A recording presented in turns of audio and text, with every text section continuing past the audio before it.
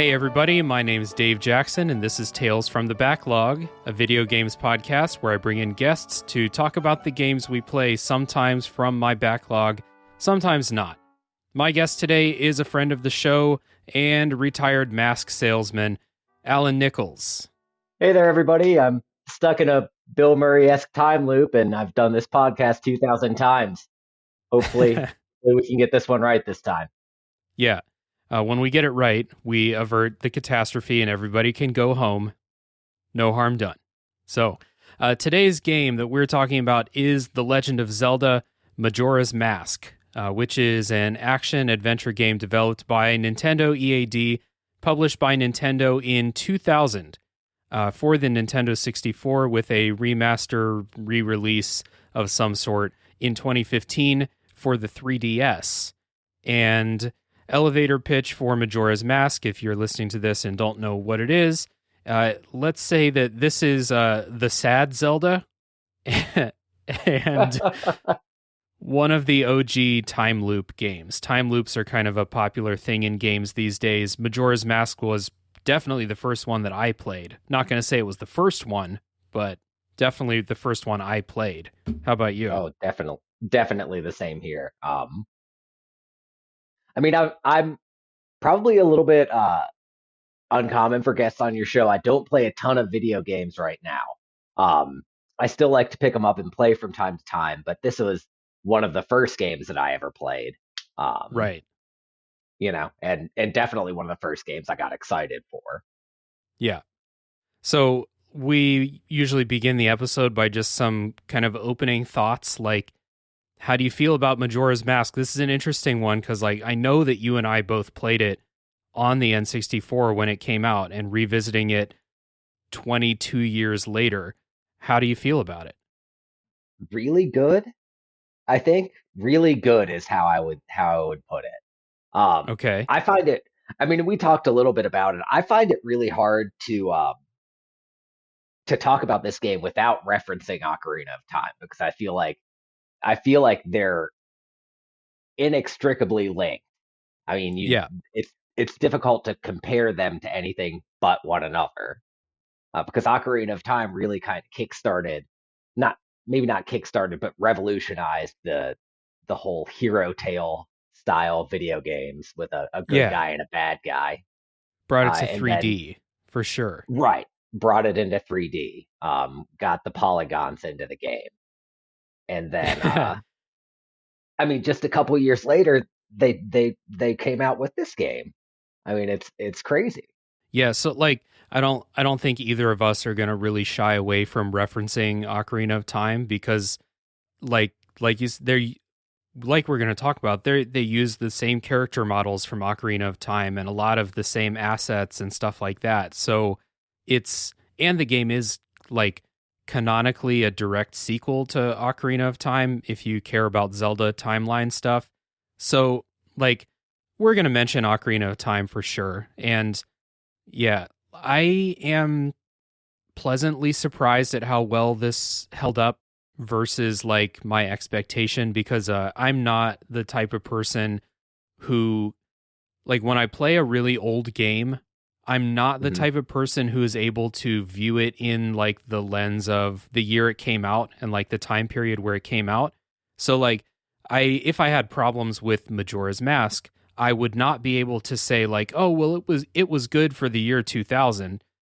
Even if it's not good now, I would just default straight to like, in the year 2022, this sucks. That's kind of how I view games, and I can't view it any differently. And I was pleasantly surprised at how much I enjoyed Majora's Mask for the most part. And we'll get into, oddly enough, some of the things that I didn't like about Majora's Mask were because I was playing on the 3DS and not the N64.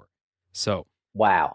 So that's pretty funny, because I was thinking when I was going, because I played on the Nintendo 64. Right. And so I was thinking as I was going through that just a little bit more polish on it really would have kicked it off.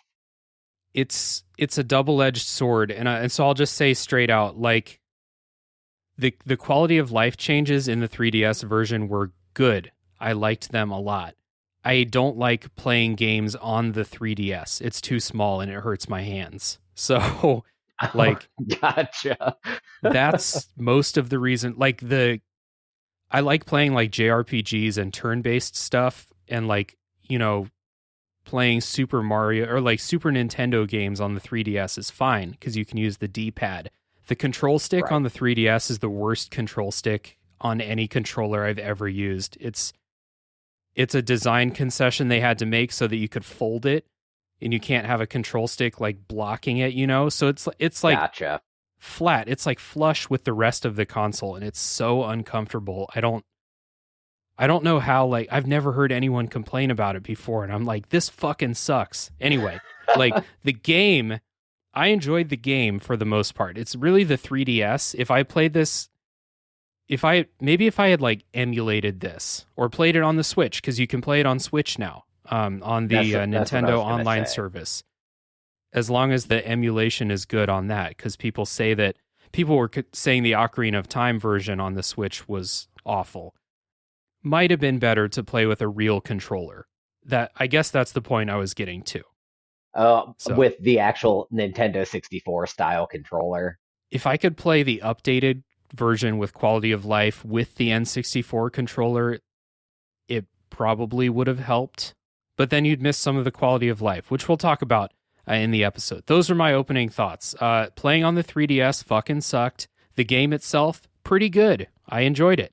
We're going to get into the episode now. And before we do, the spoiler policy for this episode, usually we keep story spoilers for the spoilers section at the end, and this will be no different. However, this is a Zelda game.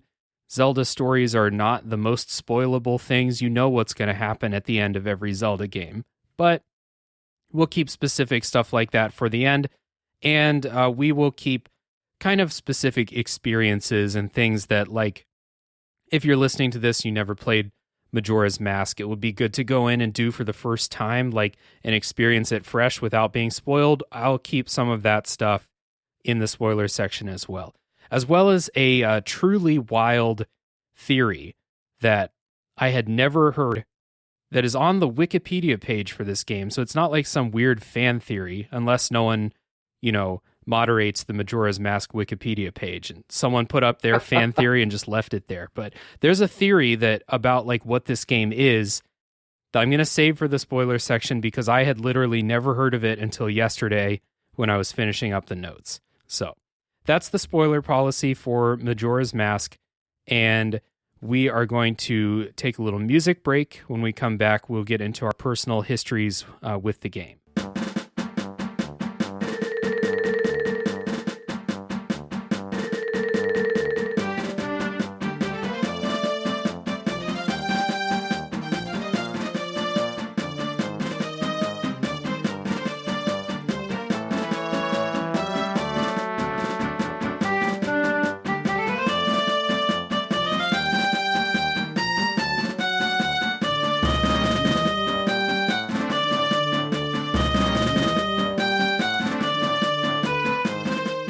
Personal histories with Majora's Mask. Guest always goes first. So, Alan, if you can remember, when did you first play Majora's Mask? How did you feel about it back then? And then what made you want to revisit it in the year 2022? Well, so like I had mentioned earlier, I Majora's Mask was one of the very first video games that I looked forward to the release. Mm-hmm. Generally speaking, before this, I you know I had a Nintendo 64 obviously before this because I had played other games, but the games that I wanted were games that I had played at someone's house. They weren't games that I had waited um, up to release to go and get. And so this Mm-hmm. was one of those games, and I believe it was a fall release. I think uh, because I think that I got to choose that for my birthday. I want to Oh, say. So I that was what I wanted. I went and I got it. I thought it was great when I got it. Um, the the the time loop structure of the game was something that was a lot.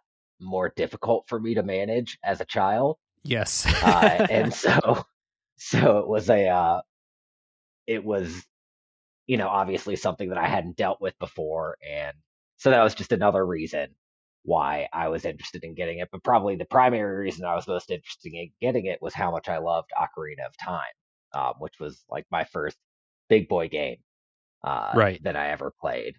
And then they followed up with this game just a few years later, and um, I still remembered it, which is, shocking even nowadays that I remember something 3 years down the line. So, Hmm.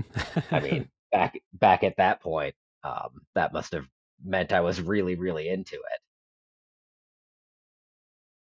Yeah. And then so was it me asking you to play to like do an episode about it that made you want to revisit it, or were you kind of thinking about playing it anyway, or were you already kind of poking around at it? Because I know you still have your N64.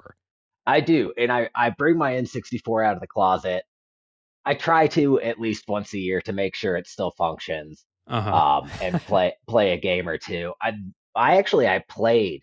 I forget if it was Majora's Mask or Ocarina of Time. Maybe 8 years ago, we played through.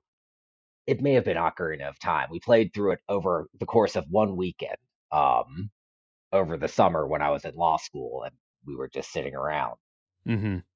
And so, I mean, I think I always kind of have an interest in playing Majora's Mask or Ocarina of Time, but definitely the impetus for this playthrough was you mentioning this episode. Okay. I'm really excited for it to come out on Switch, so I can have that opportunity. I think at the time of recording, it's either like we're recording this in late March. I think it's either out on Switch or like it will be very, very soon because people are starting to talk about it again. If you're gonna pay for like the upgraded Switch Online membership, because Right. Nintendo, you can't just buy Majora's Mask and play it. You have to subscribe to their online service and stuff like that. It's good old friendly Nintendo back at it again. So, for me personally, I'm like you. I remember playing this back on the N64. Like, I'm pretty sure that, like, so like for people listening, like me and Alan are like we've been very good friends for a long, long time. So like we played this. I'm pretty sure we played this together at some points on the N64 in the year Oh, oh 2000. yeah. So like Oh yeah, absolutely. I can't remember if like we both had copies of it or like one of us had a copy and we just play at the other person's house. I'm sure that we both had copies of it, and then just like whenever we went to the other person's house, we played Majora's Mask or we played Ocarina of Time, and then like when we went home, we played on our cartridge. Like I'm pretty sure that's how it worked. But I played this back in the day, like back when it released. I also remember this being like one of the first, like I remember getting really excited about Pokemon Gold and Silver, and I think this is one of the other ones that I was like reading magazines like Nintendo Power and stuff like that, like what is this new Zelda game, because like Ocarina of Time was such a game changer for everybody back then. So I played it back then, and I have revisited Ocarina of Time a couple times like throughout my life since then. Like I'd say since we got out of that time when we were replaying Ocarina of Time, like literally like 4 or 5 times a year when we were kids, and like through high school and stuff, I think I've played through Ocarina of Time like 4 or 5 times, and I have never replayed Majora's Mask. Like, never Hmm. since that first like time period, early 2000s, I've never replayed Majora's Mask. And so I was excited when I got a 3DS just a couple years ago or something like that. That like I know there's a 3DS version, and I was excited to give it a try. So yeah, like I said, I replayed this on 3DS, and I was a little bit worried about it because I'm not the biggest fan of Ocarina of Time anymore. I find it uh, the last time I played it, maybe 3 or 4 years ago, I found it very tedious and Hmm. talky. Everyone is constantly talking to you in that game. There's not a whole lot of like letting you like go do stuff. That's something I think this game improved on. I'm also like just not a huge fan of a lot of the 3D Zelda games anymore. Like Twilight Princess, I loved when it released, and then I replayed it maybe 5 years ago, and I didn't like it at all. So I was real nervous about revisiting Majora's Mask. That's the point I'm getting to. And like, since Breath of the Wild came out and kind of revolutionized what we think about, how we think about Zelda, like if you want to say Breath of the Wild's not a Zelda game, and therefore it doesn't affect how you feel about the older games, that's cool. I get that. But that's not how I think about that. I think... Wait, people say Breath of the Wild isn't a Zelda game? Yeah, because it's not following that exact same formula that literally every other Zelda game followed up until then. Well, even though it does, it's just very, very spread out. Yeah, like you're Link, there are 4 temples, and then you kill Ganon. I mean, yeah, that's and you're like solving puzzles along the way, just like you have in all Zelda games. Breath of the Wild just got rid of that thing where you you get a weapon to help you solve puzzles in this dungeon, and then you go to the next dungeon, you get a weapon that helps you solve puzzles in that dungeon. I see. Got rid of that. I disagree with people that say Breath of the Wild's not a Zelda game. I think it's very clearly just a different type of game. Since that came out, though, like the older Zelda games have started to lose their luster, I guess, with me. Anyway, that's my history with Majora's Mask. I went a long time between playthroughs. I still think it's pretty good. We're going to get into why I think it's pretty good and some things that I still don't like.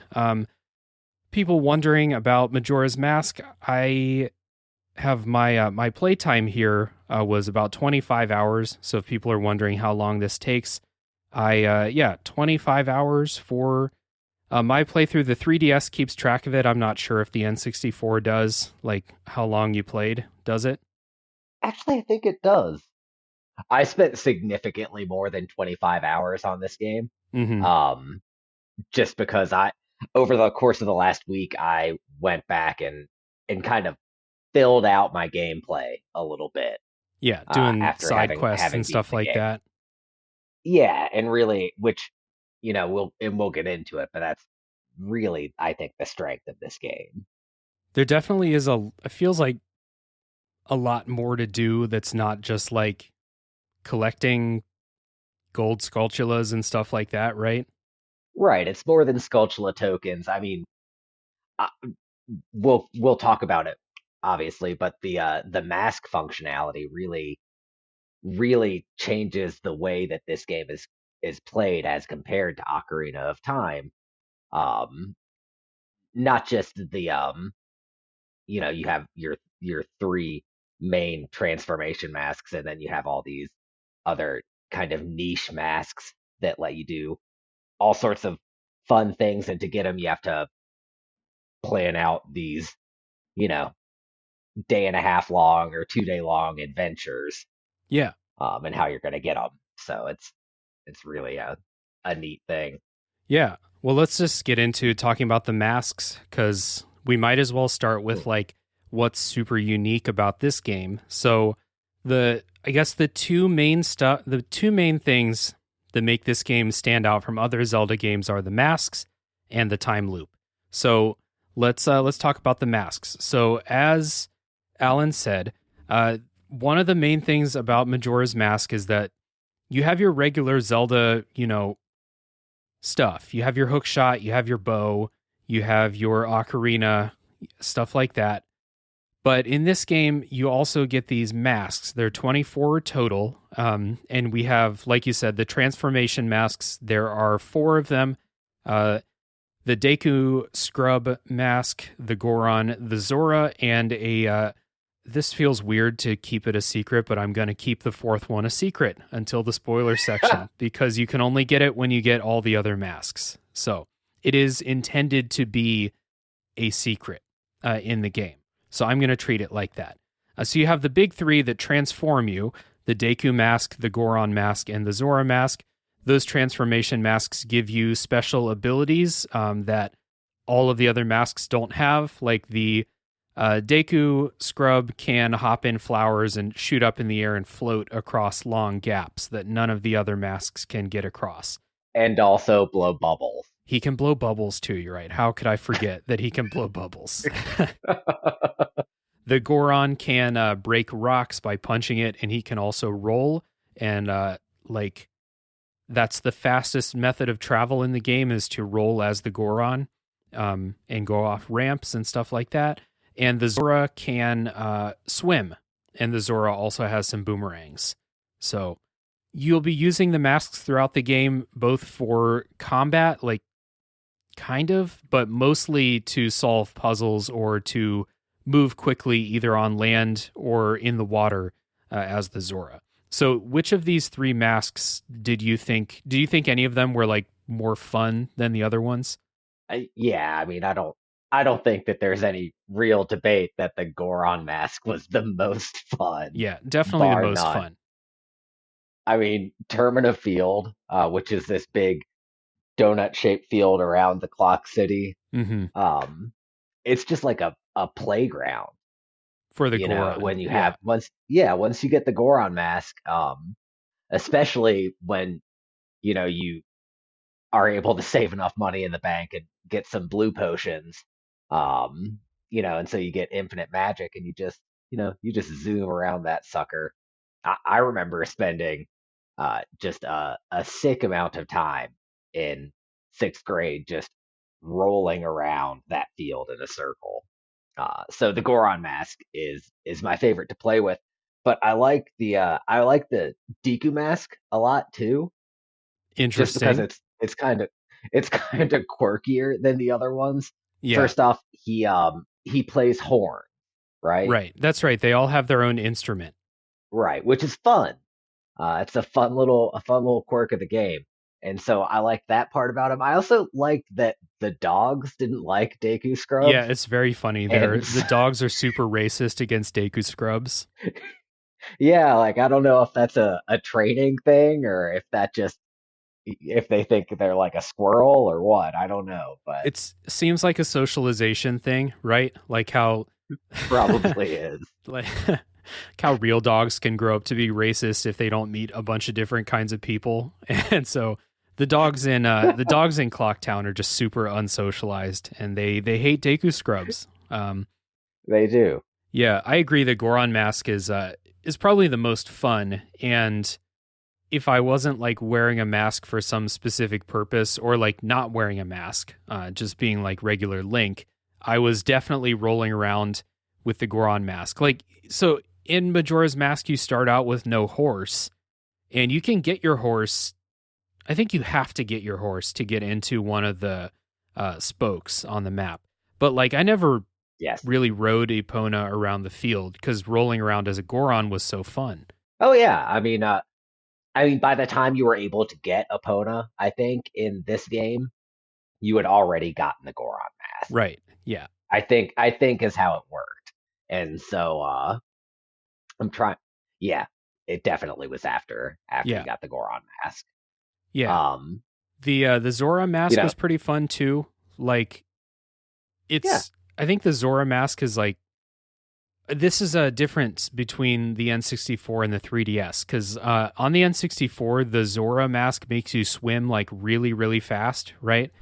Mm, yeah, On the like a dolphin. 3DS you don't swim really fast. You have to use its like electric charge move that uses magic. That's how you swim fast on the 3DS version, and that's something I've heard people complain about as a Huh. change in the 3DS version that was unnecessary and bad, and I kind of agree with, because like I was playing it and I remembered like the Zora mask is really fun to like swim really fast. You can like hop out of the water like a dolphin and stuff like that. But in the Yeah. 3DS version, you can't do that unless you're using magic and doing that like charge Mm. move, which is kind of lame. The Zora mask plays a guitar made out of fish bones, which when I was a kid I thought was the coolest fucking thing in the world. Uh, Uh, as a it was. Yeah, in the year 2022, it's cool, it's fine, but I kind of like the pipes on the Deku Scrub. I got an appreciation Yeah. for that. Yeah, no, I think that pipes definitely number one, drums solid number two, and then I have to go with guitar third. Ocarina obviously in a category all its own. Right, for sure. So you are you're going to use those masks probably the most, but there are 20 other masks in the game that range from like being very useful all the time, like the bunny hood that makes you run faster, to being like only useful in one specific thing throughout the game and like literally not worth touching ever again when you're done with that. But there are some. There's the Great Fairies mask that attracts these stray fairy collectibles inside the temples. There's the Blast mask, which explodes and hurts you. But like if you don't have any bombs and you need to blow up a wall, just put on the Blast mask. You can blow something up. It'll hurt you a little bit, but this is a Zelda game. Like that's not a big deal. And yeah, there's a couple that have like that are semi-useful, and there's like 15 that are just collectibles or useful for like one very specific thing that you do one time and never think about again. Like there's the chicken mask that makes you march, and like baby chickens will follow you in like a marching pattern, which is shocker, not super useful all the time, but it is kind of funny the first time you do it. And there's a lot of masks like that. I think you get a heart piece for doing that at some point, don't you? Yeah, I think you get a heart piece for growing someone's chickens. Yeah, it's at the ranch, and I think you get a heart piece, and then you never have to touch that mask again.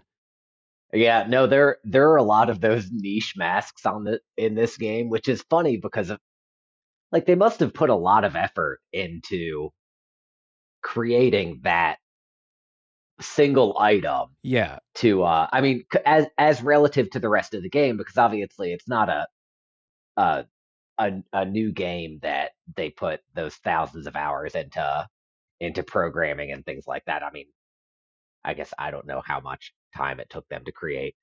Well, it took them 2 mask. years to make this game, which is not a long time to make a game. It's really short. Right.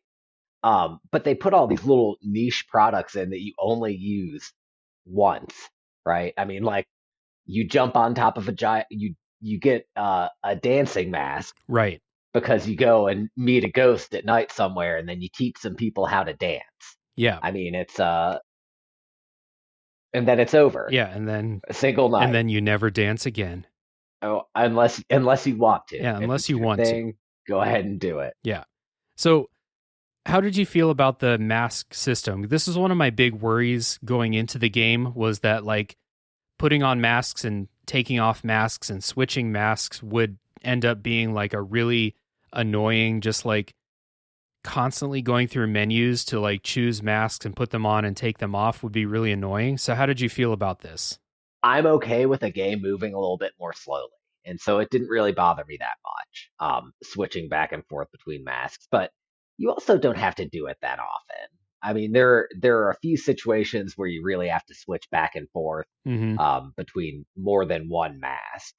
And then you run into the issue, at least on the Nintendo 64, of only having the 3 C buttons to which you can assign items. Right. And that's one of the quality of life things that I love in the 3DS version, which is that the touchscreen has 2 specific like quick mask slots. So you assign your Deku mask and your bunny hood on both of those, and you just touch that quick thing on the touchscreen. You quickly put on the mask or take it off, and it cuts out a lot of menuing because you rarely need to have more than 2 masks like equipped or like ready to go at any given time. So that was really cool. So I ended up not really minding this either. I think if I would have had to open up the menu and sacrifice one of my equipable item slots for masks, and that means more menuing when I need to get bombs or the bow or something, that would have sucked. But as it is on the 3DS version, pretty good. That was a wise choice by them. No, I agree. That's a great ad. I always ran with an ocarina on my right C button. Oh yeah, so I just, always since 1998. I would just take, but I would just get rid of it. I would put it away, and I'd put I'd put a mask out there. I'd take the bombs away. I'd put a mask out there, and I'd just roll with a bow and a sword. Mm-hmm. I mean, yeah, It worked fine. The back and forth wasn't that bad. yeah, you do have less like tools than you do in like Ocarina of Time. I think like you actually it might be like exactly the same as Ocarina of Time. You just don't get them all as like you don't get bombs as a reward for a dungeon this time like you did in Ocarina of Time. You just kind of Right. buy them. Yeah. Yeah, So you just purchase them. But I feel like they moved away from like using items in Ocarina of Time to using the mask skills in Majora's yeah, Mask. yeah, for So sure. instead of using the hook shot to get places, you can use the flower to jump. Right. And then you do get a hook shot later, which you use. The Deku Scrub kind of gets relegated to the bench like halfway through the Yeah. game, which is, I think we're arriving at like a kind of Deku Scrub oppression kind of like theme in this game. The Deku Scrub, good in the early game, later on, not useful. The game's not built for it. Dogs hate the Deku Scrub. So There's also just to go along with the theme of the game, a terribly sad story about a Deku Scrub that I came across when I was reading about things for this podcast. interesting. Yeah, That I guess I can't think of what you got there. I'll save it for spoilers because it you really don't figure it out until the credits. Okay. All right. So I'll save it. Okay, cool.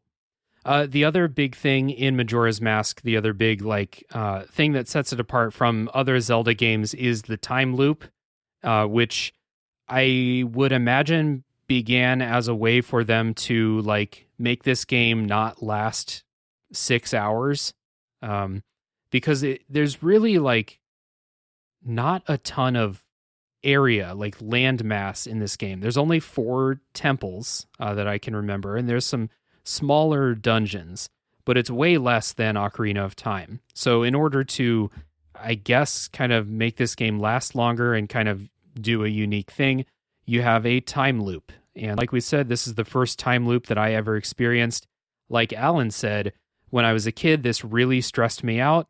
As an adult, I am happy to say, this is not a big deal.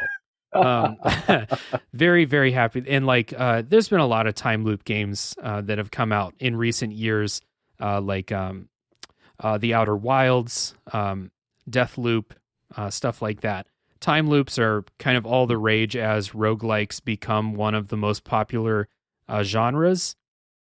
And like I said, this is the first one that I can remember. So in this game, the moon is crashing down. As soon as you begin the game, you'll see the moon up in the sky. The moon has teeth, which is, I always thought that was the creepiest thing about the moon in this game, is that it has teeth, not a face. Just it's the teeth. Yeah, teeth and eyes. I mean, I feel like its eyes were the. I mean, okay, I get teeth definitely threatening, but its eyes, it had crazy. It has crazy man. eyes. It's a very angry moon for sure. Which it is. That sounds like the title to a children's book, The Very Angry Moon, and that is what's happening in Majora's Mask. I feel like the moon gets a bad rap in Majora's Mask because it's just an inanimate object. You know, I mean, it's not the bad guy. It has no malicious intent. But it's certainly, its face looks like it has malicious intent, but it does. You're right. It does. The moon is not like, you know, the villain of the story. The moon is the moon, and the moon is crashing down, and it also happens to have crazy eyes and teeth. It just looks like the bad guy. Yeah. Everybody. So this is like the imminent threat in the story, and I'll kind of introduce the story in a bit. But you have a 3-day time limit as a player. The first cycle that you have is actually shorter than later, because I think they want you to get to the story climax, or the story beat, not climax. The first time loop is 32 minutes and 24 seconds long. As you're playing in real time, you don't have the ocarina yet, so you can't slow it down or speed it up.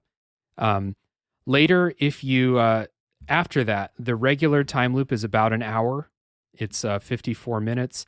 And if you do the inverted Song of Time, which slows it down right at the beginning, then it's about 3 hours long, the time loop. So it's, like you said, I don't think there's anything in this game that will take you longer than 3 hours that, like, you can't reset. Like, a temple was very easily done in about 2 days time in this game for me. And that's like, oh yeah, not looking at guides, not speed running through it. These are Zelda puzzles. They're not super challenging. Even if I died a bunch of times against the boss, which happened on one of the bosses because I couldn't figure out what to do, it will take you about 2 days, and then you have an extra day of time in the time loop. This was another one of my main concerns because, like you said, I remembered it being super stressful when I was a kid, and I found it to be not a big deal, but also, like, you did also kind of watch the clock because you can see the clock on the screen. It shows you what time it is and what day it is. So you're always kind of watching the clock, and I think you feel the pressure of time without actually having real pressure, I think. right. I mean, and that's kind of the point because they don't want to make a children's game Yeah, that this is Nintendo. makes kids really Yeah. tense. Yeah, I mean, it is Nintendo, and so instead of actually pushing you and limiting your time, they give you plenty of time, but make you kind of artificially create that sense of suspense by putting the clock at the bottom for you to watch and having the big moon get bigger and bigger and bigger Right. as the game goes by. Did you ever have a time when you were, like, pushing up against, the night of the last day and you're trying to get something done as the clock is ticking down? Did you ever run into that? I tried to do the this is really spoiler because no one cares about this quest, but the wedding mask quest, Right. and that one goes down to the wire, and I did not get that one done. Okay. But Yeah, I think that one is like the quest that I think it runs all 3 days, right? And it does. you basically have to, like, have it down like clockwork to get it done in time before the moon crashes. There are very precise steps you have to follow at particular times on each Right. day. You have to be watching for people, and which is the whole time loop is such a beautiful mechanic in this game. Um, it it plays like one of those really fancy music boxes, Mhm. with the little characters that pop out of it and perform the same movements over and over and over and over. Right.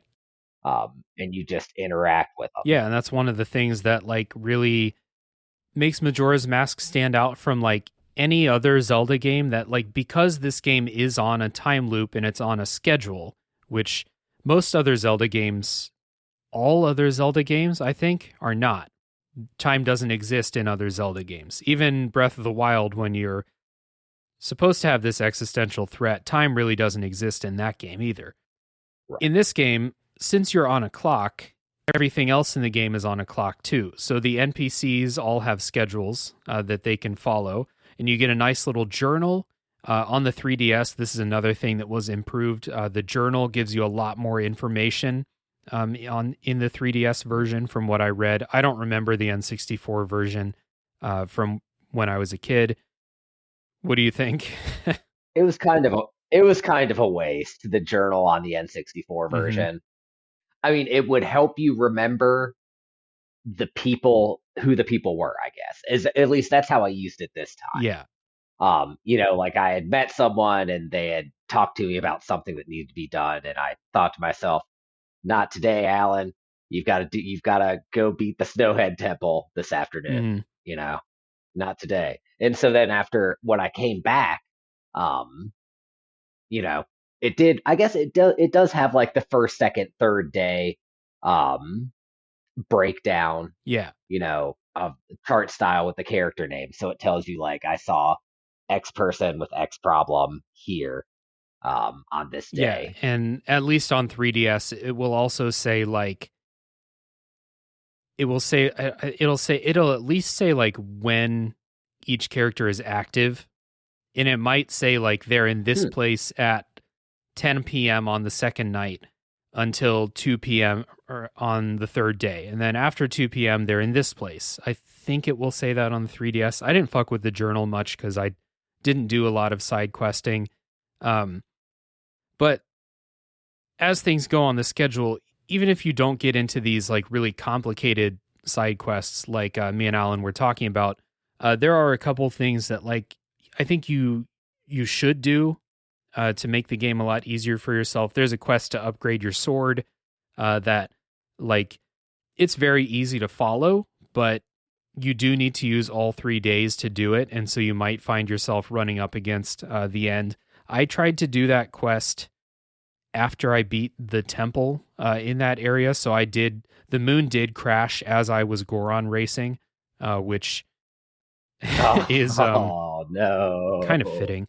But like I said, like anytime I would run against like the moon crashing as I was doing something, it's because I didn't manage the time loop. Like you can reset to the beginning of the first day anytime you want by playing the Song of Time. Right. And so like if you start doing something in the afternoon on the third day and you find yourself running out of time, yeah, it sucks to like reset and then go do it again, but maybe you shouldn't try to start doing something at like on the night on the third day or something like that. Just manage the time loop. It's really not that bad.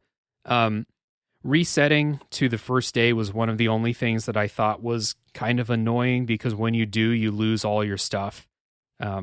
So you lose all your ammo, you lose your bombs, you lose your rupees. And so it would be like, I want to reset to the first day, and then I want to go do this side quest that I didn't have time for before. But in order to do the side quest, I need 100 rupees, and now I don't have any rupees. Or like in order to do the side quest, I need to bring bombs, and I don't have any bombs because I reset and I lost all my bombs, or something like that. But there are ways to mitigate those. There's a bank you can save your rupees in, which will stay permanent throughout. You get the blast mask, which acts as a bomb, basically, if you get the blast mask. So there's a lot of individual ways, but like, let's say you need to reset and you need arrows for where you're going. There's no way to save arrows. You just have to go buy arrows or go find some, and then you can go do your thing. So that got annoying a few times, but overall, again, not as bad as I thought it would be. Right. And I mean, the bank really does, I think, alleviate a lot of that problem. Because, so they put the bank in Clocktown right next to a bomb store and a general goods store. So you can go in and you can pick up whatever supplies, go to the bank, pick up your rupees, go buy the stuff that you need at the store, and then roll out. I think my bigger thing was having to make it back to Clocktown. Like if you were pushing that third day deadline and you have to make it back to Clocktown at 11:50, go to the bank, drop off your stuff, and then go back to the there were a couple times beginning of the first day. There are a couple times when the moon is like 15 feet above the surface and I'm at the bank like, hello, I would like to make a deposit, sir. That teller is just so dedicated, though. It's incredible. Yeah, the teller's real fucking weird, and that's another point for like later in the notes, but like just to bring it up now, the NPCs are like predictably not taking this well, or they've all like lost their damn mind a long time ago. So like the bank teller they're taking your stuff, but they're just like their kind of animation that plays as you're doing bank stuff is they just like laugh and slap their knees over and over again. The N64 Zeldas in particular have the weirdest NPCs of like almost any game that I can think of. Like their designs, they don't have voice acting, but they have like the noises that they make, and then their animations are all so fucking weird. And in Majora's Mask, I think it's the weirdest of all of them. Oh, it's definitely the weirdest of all of them. Because you're right, Zelda games in general, they have kind of goofy looking characters that have these quirky problems, um, and these funny animations, very exaggerated animations that they make instead of using words. And then sometimes when they do try to use words, they sound like um, uh, odd. I guess I was gonna say like an adult in Charlie Brown, but it's a lot more brief than Yeah, that. they're real weird. Like I was actually keeping a list for a little bit until I forgot, but like, so there's this couple in Clocktown. They have a store. I forget what the store is called, but it's just them like on this revolving table or this rotating table, like hugging each other.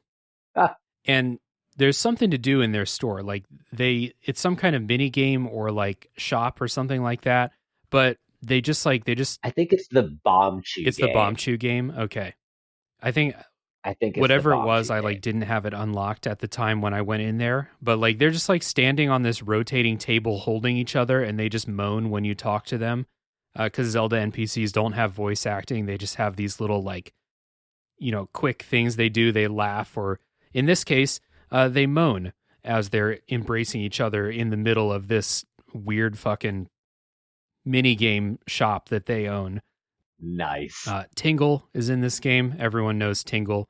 Uh, I didn't realize when I was a kid that Tingle is not a Kokiri with no fairy. He's a human that wants to be a Kokiri, so he's cosplaying. And you meet Tingle's dad in this game, Oh, and Tingle's dad is very embarrassed at what his son is doing with his life. you didn't realize that Tingle was, yeah, he's just Yeah, a like guy. I played this. Like I He's said, just I a played this guy game that, when I was 12. I didn't realize it. oh yeah, no, it's Tingle's Tingle is particularly weird. There are some like, you spoke a little bit about it earlier about how weird these NPCs are, but they're like there are a few that are just beyond the pale. Even by Zelda standards. Right. And Tingle's one of them.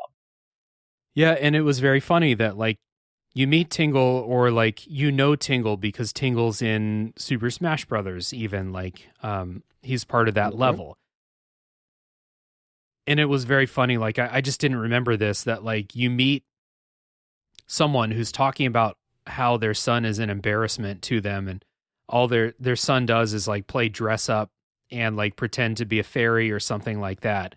And I don't think that's what he says exactly, but like he's definitely like talking about how his son is embarrassing to him, and then you can put two and two together and realize that his son is Tingle, who is how old? He's like over 30, and all he does is kind of hang out with these balloons, having him float up in the air, selling maps, dressed like a Kokiri.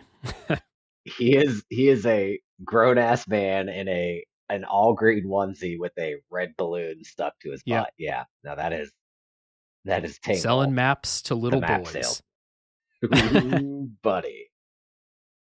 Back to the time loop. A couple other things about the time loop. You can speed up time, and in the 3DS version, if you play the double Song of Time or whatever it's called, you can actually choose what time you want to fast forward to. Like you can say, I want to go to 3 p.m. on the next day.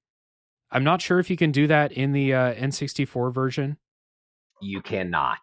You Okay. cannot. You got to start from day one, hour one, Okay. or six a.m. I think is when you get. Link wakes up early, so 6 a.m. is Okay. when it starts. Yeah. Yeah, that's another thing that's cool in the 3DS version. You can choose exactly what time you want.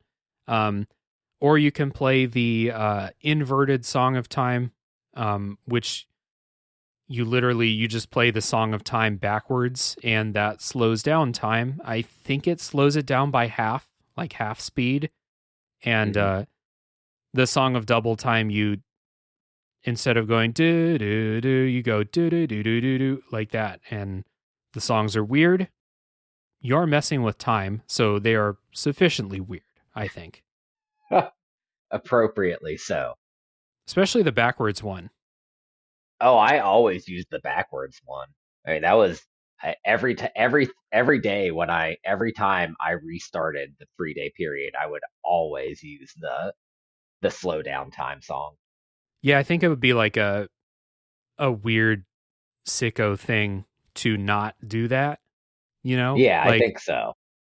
I feel like it's got to be the standard way to play it. And it's weird, the game never teaches you that, I don't think. I never ran across Zelda games are often like super heavy on tutorials, and I don't remember them ever saying like, "Hey, play the Song of Time backwards to slow down time." I don't remember that in this game. The only time they did it, and I'm trying to remember, because you learn it from the scarecrow, right? Okay, so there's an NPC because I didn't do anything with a scarecrow in this. Oh, Like, I remember the scarecrow from when I was a kid, but when I played on the 3DS, I didn't do it. huh. Yeah, for some reason I thought that you meet the scarecrow and he talks to you about how you can play this song to make time go faster and this song to make time go slower. But I could be making that up. It may have just been something that I No, thought would be fun. it sounds right. It sounds like that is probably true. I just didn't do it. I don't think you have to talk to that scarecrow. And if No, I'm you're right. wrong, You don't. if you do have to talk to the scarecrow, then I just fast forwarded through all the dialogue because Yeah. Zelda dialogue is not super entertaining most of the time. So if I skipped it, then that's my fault. But I did expect like a forced tutorial that you can't skip where they're like, okay, Link, you cannot do anything else until you play the inverted Song of Time, because that's what these games Right. do. And that's definitely not something that happens.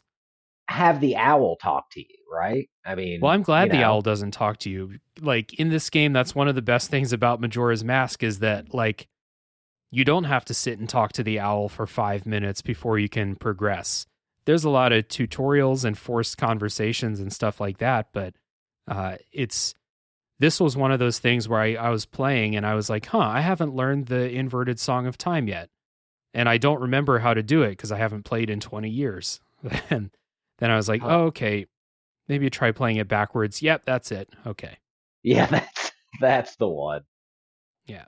So, yeah. So the time loop, like overall, I think that like there are some times when it got kind of annoying. There were some times when I was pushed up against the end of the time loop trying to do something. But I think that the way that it plays into the story and like the themes and stuff and how things like kind of progress as time progresses in the game. It was one of the first games that I remember doing something like this. Um, and I think that aspect of it still holds up pretty well. I agree. Like I said, I love this. I love this mechanic. I think that it takes what is otherwise not that big of a game, like a pretty shallow game, and deepens it, broadens it. Because what at least when I'm playing these games, I role play them a little bit, right? Hmm. I am when I'm playing these games, and so at least that 3 day mechanic leads to all of these ethical decisions you have to make about who you're going to help and who you're not going to help Hmm. and what that means to the world at large. So yeah, no, I love the time loop mechanic. Was a lot of fun.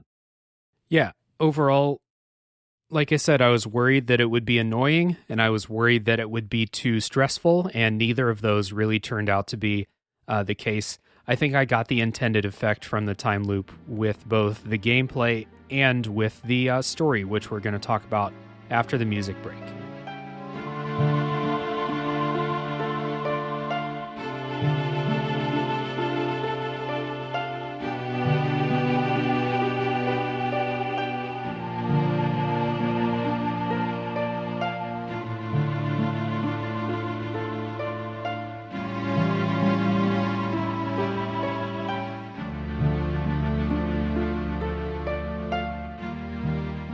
So we mentioned how that time loop is playing into the setting and the story of Majora's Mask, and so here is where we're going to kind of introduce that. So first, the setting of Majora's Mask. Um, This is different from most. Actually, Breath of the Wild kind of brought some of this back, depending on who you talk to in the game. Breath of the Wild NPCs don't have a lot to say, though, so I ended up not talking to most of them. But Majora's Mask is known as the sad Zelda game, the depressed Zelda game, because, like we said, the moon is crashing down in 3 days, and the NPCs are handling this with a very wide range of kind of opinions, coping mechanisms, etc. This is actually kind of interesting compared to how it kind of felt in the year 2000. So some of the NPCs are real depressed about the fact that the world is going to end in 3 days.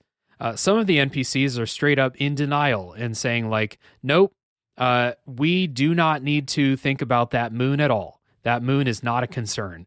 Let's go ahead and have the Clocktown Festival. We need to, because we can't let the impending doom of the moon control our lives. Does that sound familiar to you at all, Alan, in the year 2022? I don't think I've ever heard of anyone reacting to any crisis in that way, Dave. I don't think I've ever heard of anyone doing that in my life. Yeah, certainly not in the past few years. The NPCs, there were a lot of corollaries between Majora's Mask and our current situation, or the situation with the coronavirus. I mean, least of which that everybody's wearing a mask everywhere in this game. But no, it was funny to see the way that different people and different NPCs in the game were reacting to it day by day, because the dialogue usually changes day by day in this game, and so you got to kind of watch the progression of how they were handling it. And like Dave said, some of them were terrified. They were shaking all over. Some of them were slapping their knees and going crazy. Some of them were refusing to acknowledge that there was an issue. There was one guy who said he was going to stand there and cut the moon in half when it came down. I mean, it was, there's just a whole range of human emotion going into the moon falling on Clocktown. Yeah, and like you said, there is some progression, like from day to day. Like certain NPCs, they may be just like a normal person on day 1, and then on day 3, they're like in the fetal position, like freaking out. There are very funny that Clocktown doesn't have an alcohol bar because this is a Zelda game, but they have a milk bar. That you must be an adult to get into the milk bar. And when you go in, that's not like a code. And it's like, welcome to the milk bar. Which kind of vodka would you like, sir? It's not like that. It's straight up milk. But there are people who choose to spend the last moments of the earth in the milk bar, which I'm sure would be a thing in... Oh, is that The Hitchhiker's Guide to the Galaxy has that famous quote, go to the bar, wait for this all to blow over, like that. I think it's The Hitchhiker's Guide. There you go. Yeah, there's definitely a wide range of like this is Zelda dialogue again. This isn't Disco Elysium. Like this isn't like emotionally resonating or something, but it is more interesting than the average Zelda games NPCs, the way that they're handling this. So I think it's pretty good. Yeah, I agree. It's different than it. I mean, it's certainly different than anything that we had seen from Zelda up until this point. Another interesting thing that like with the NPCs and like the way they're reacting to the moon falling down is Clocktown will change, not just like with the NPCs and like what they're doing and saying, but also the music in Clocktown changes between day to day. And that was one of the coolest things. Like you heard at the very beginning of this episode, the day 1 Clocktown music, and it's this very sweet Zelda town music. It sounds like, standard Zelda music. And by standard, I mean like good Zelda music, right? And day 3 Clocktown music, which I will cut in a few seconds. Day 3 Clocktown music is fucking unhinged and weird, and it's awesome.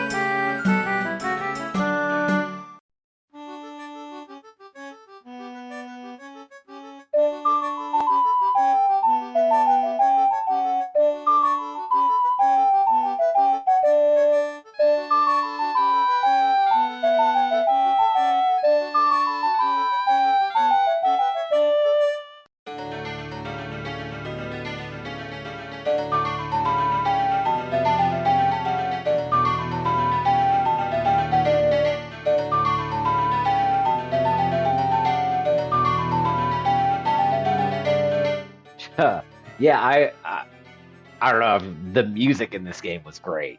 The way that they did Clocktown in particular, I think, is really the one that sets it apart. The rest of it is good, just pretty standard. Right. The 3 day cycle really let them do that, let them make the music play to kind of the atmosphere Hmm. of what was going on. Shout out to the rain on day 2. Um, it just really it played into the ambiance a little bit more, I think, uh than a lot of other games at the time. I mean, it's a big music focus in Zelda games too. So Yeah, for sure. So like the music in every Zelda game is really good. That's like you said, it's a standard thing. Like every Zelda game that I've ever played has great music. No matter what I think about the rest of the game, the music is always awesome. And in Majora's Mask, I feel like they had a bit more like reason, like uh within the story to make the music go a little bit more unhinged and get real creative to use the music to set more of a mood in the game, as opposed to just like, this is the Hyrule Field music, this is the Hyrule Castle Town music, this is the castle music, and those themes are always good, but in this game they really are using that music to set that tone of like, this is the night of the third day, the world is going to end in 4 hours, and the music reflects how people are feeling about this. no, you're absolutely right.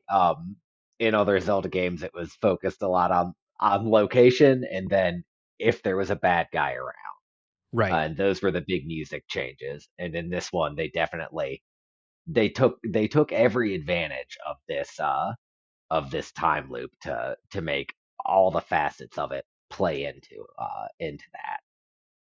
Some of the songs in this game remind me of like that scene in Walk Hard when Dewey Cox is doing cocaine and just like bringing in every instrument from every corner of the world and just going fucking wild. Like, this is the best shit you've ever seen, man. Like, some of the songs in Majora's Mask really remind me of that, because they're like, they seems like they told the composer like, hey man, make the weirdest song you can think of, like the most unhinged fucking wild song you can think of, do it. And he's like, okay, let's go. Oh, All right, so the story in Majora's Mask is a direct sequel to Ocarina of Time. You're playing boy Link. After the end of Ocarina of Time, Link is returned to whatever age he is. He's like 11 years old or something. And as any 11-year-old boy would do, after he saves the world at the end of Ocarina of Time, he sets out on his own. And when the story picks up, he is alone in a big forest. Uh, he is searching for Navi, who was his fairy in Ocarina of Time. I don't know why Link is searching for Navi and not enjoying the peace and quiet, but he's searching for Navi. And as he's in the forest, he is ambushed by this character named the Skull Kid, who was in Ocarina of Time, but it's a very missable side character who doesn't really do anything important. In this game, Link is ambushed by the Skull Kid and the Skull Kid's two fairies. They steal Epona and they steal the Ocarina of Time. Link follows them to get his shit back, but Link is cursed to turn into the Deku Scrub and forever be barked at by dogs. The fairy named, I think it's named Tattle. It makes sense because the other one's name is Tail, so Tattle and Tail. Very clever, mhm. Nintendo. The fairy Tattle was trying to keep Link away from the Skull Kid, but ended up getting separated. So Tattle becomes Link's fairy for this game. Real quick, I think Tattle is much less annoying than Navi and some of the later companions in Zelda games. I think Tattle strikes a fine balance between like helping you out, giving you information, but also shutting the fuck up sometimes, which not all Zelda companions do. Tattle was a lot less formal than Navi. I Yeah. mean, you know, Navi was in on everything. Navi was all over the place. I feel like they did kind of refine that a little bit in Majora's Mask and not have your fairy running all the way across dungeons and saying like, "Hey, look over here, look over here." Um, and if I recall correctly, Tattle doesn't tell you to "Hey, listen" or anything like that. I think it just flashes up there. Yeah, I think he makes like a kind of like a ringing sound or something like that, but it's way less annoying than Navi. Hey, look, listen. Yeah, it's not that all the time. So like if you are annoyed by, your fairy in Ocarina of Time, this one will still talk to you and do all of that stuff, but it's like it's toned way down, I think. So Tattle joins Link, and Link is going to help get back to the Skull Kid and back to Tattle's sister, I think. Tail, sister, brother, I can't remember. Who cares what gender the fairies I are? think Tattle is the sister and Tail is the brother, if I Okay. recall correctly. Okay. Something like that. Link gets cursed, though, and he's no longer a strapping young lad of 11. He is a little Deku scrub now.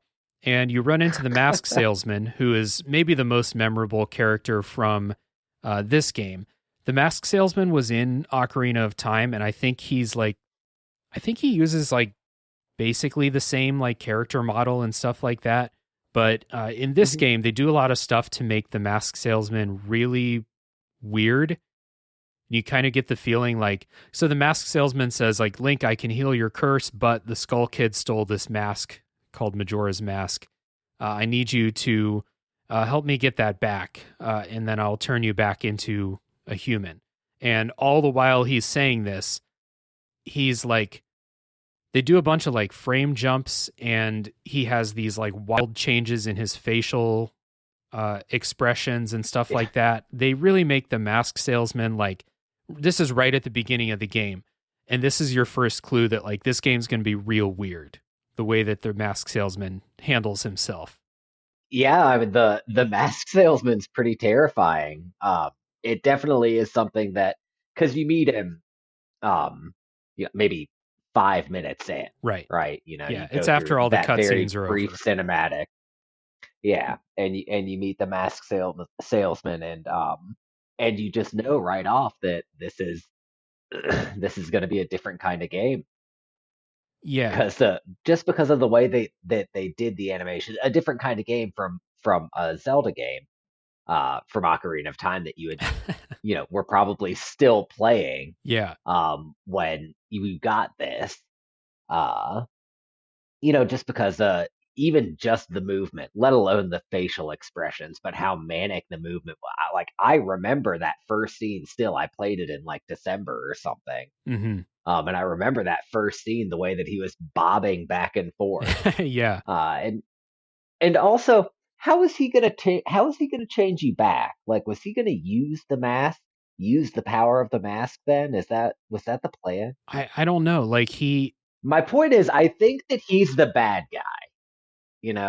I'm pretty sure. I don't think he's the bad guy, but you definitely do get like a sense that there's something weird about this guy. This guy's not normal. He might have some kind of magical powers, but he's definitely not normal. And like I was just thinking, like you said, this is like 5 minutes into the game when you meet him in Ocarina of Time. Link is in, the Kokiri village. He's like talking to all his friends, having a good time. Like jumping around, collecting some rupees so he can buy a shield and stuff like that.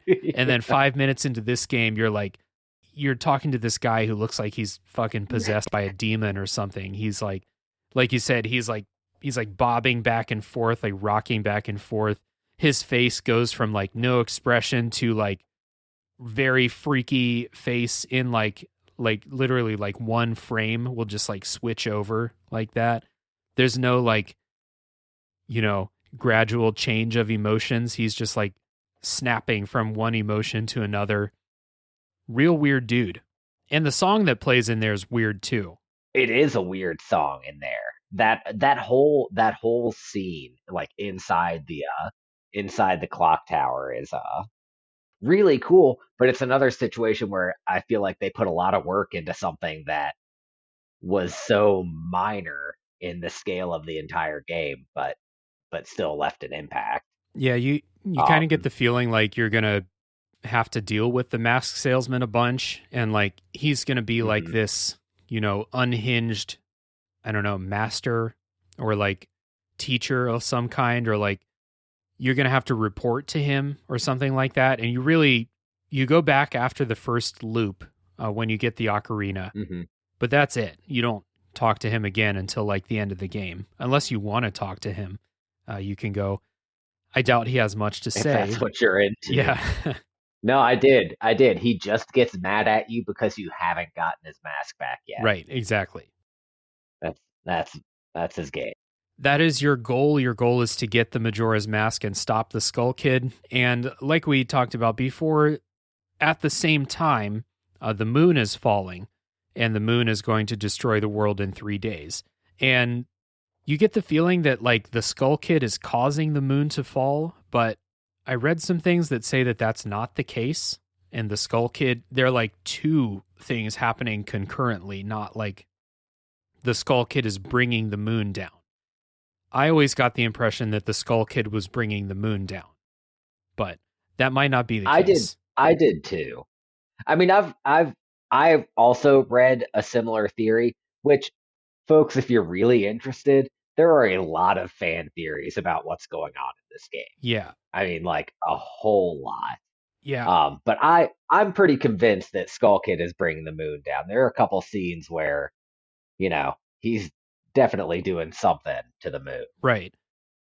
And there is like a lot of established Zelda like lore and timelines and stuff like that. I don't really care about that. I said that when on the episode about Metroid Dread, there's a similar thing where there's a bunch of like Metroid lore and Metroid story that I cannot bring myself to care about. Zelda stuff is kind of the same way. Like the stuff that's happening in the game itself, I will pay attention to.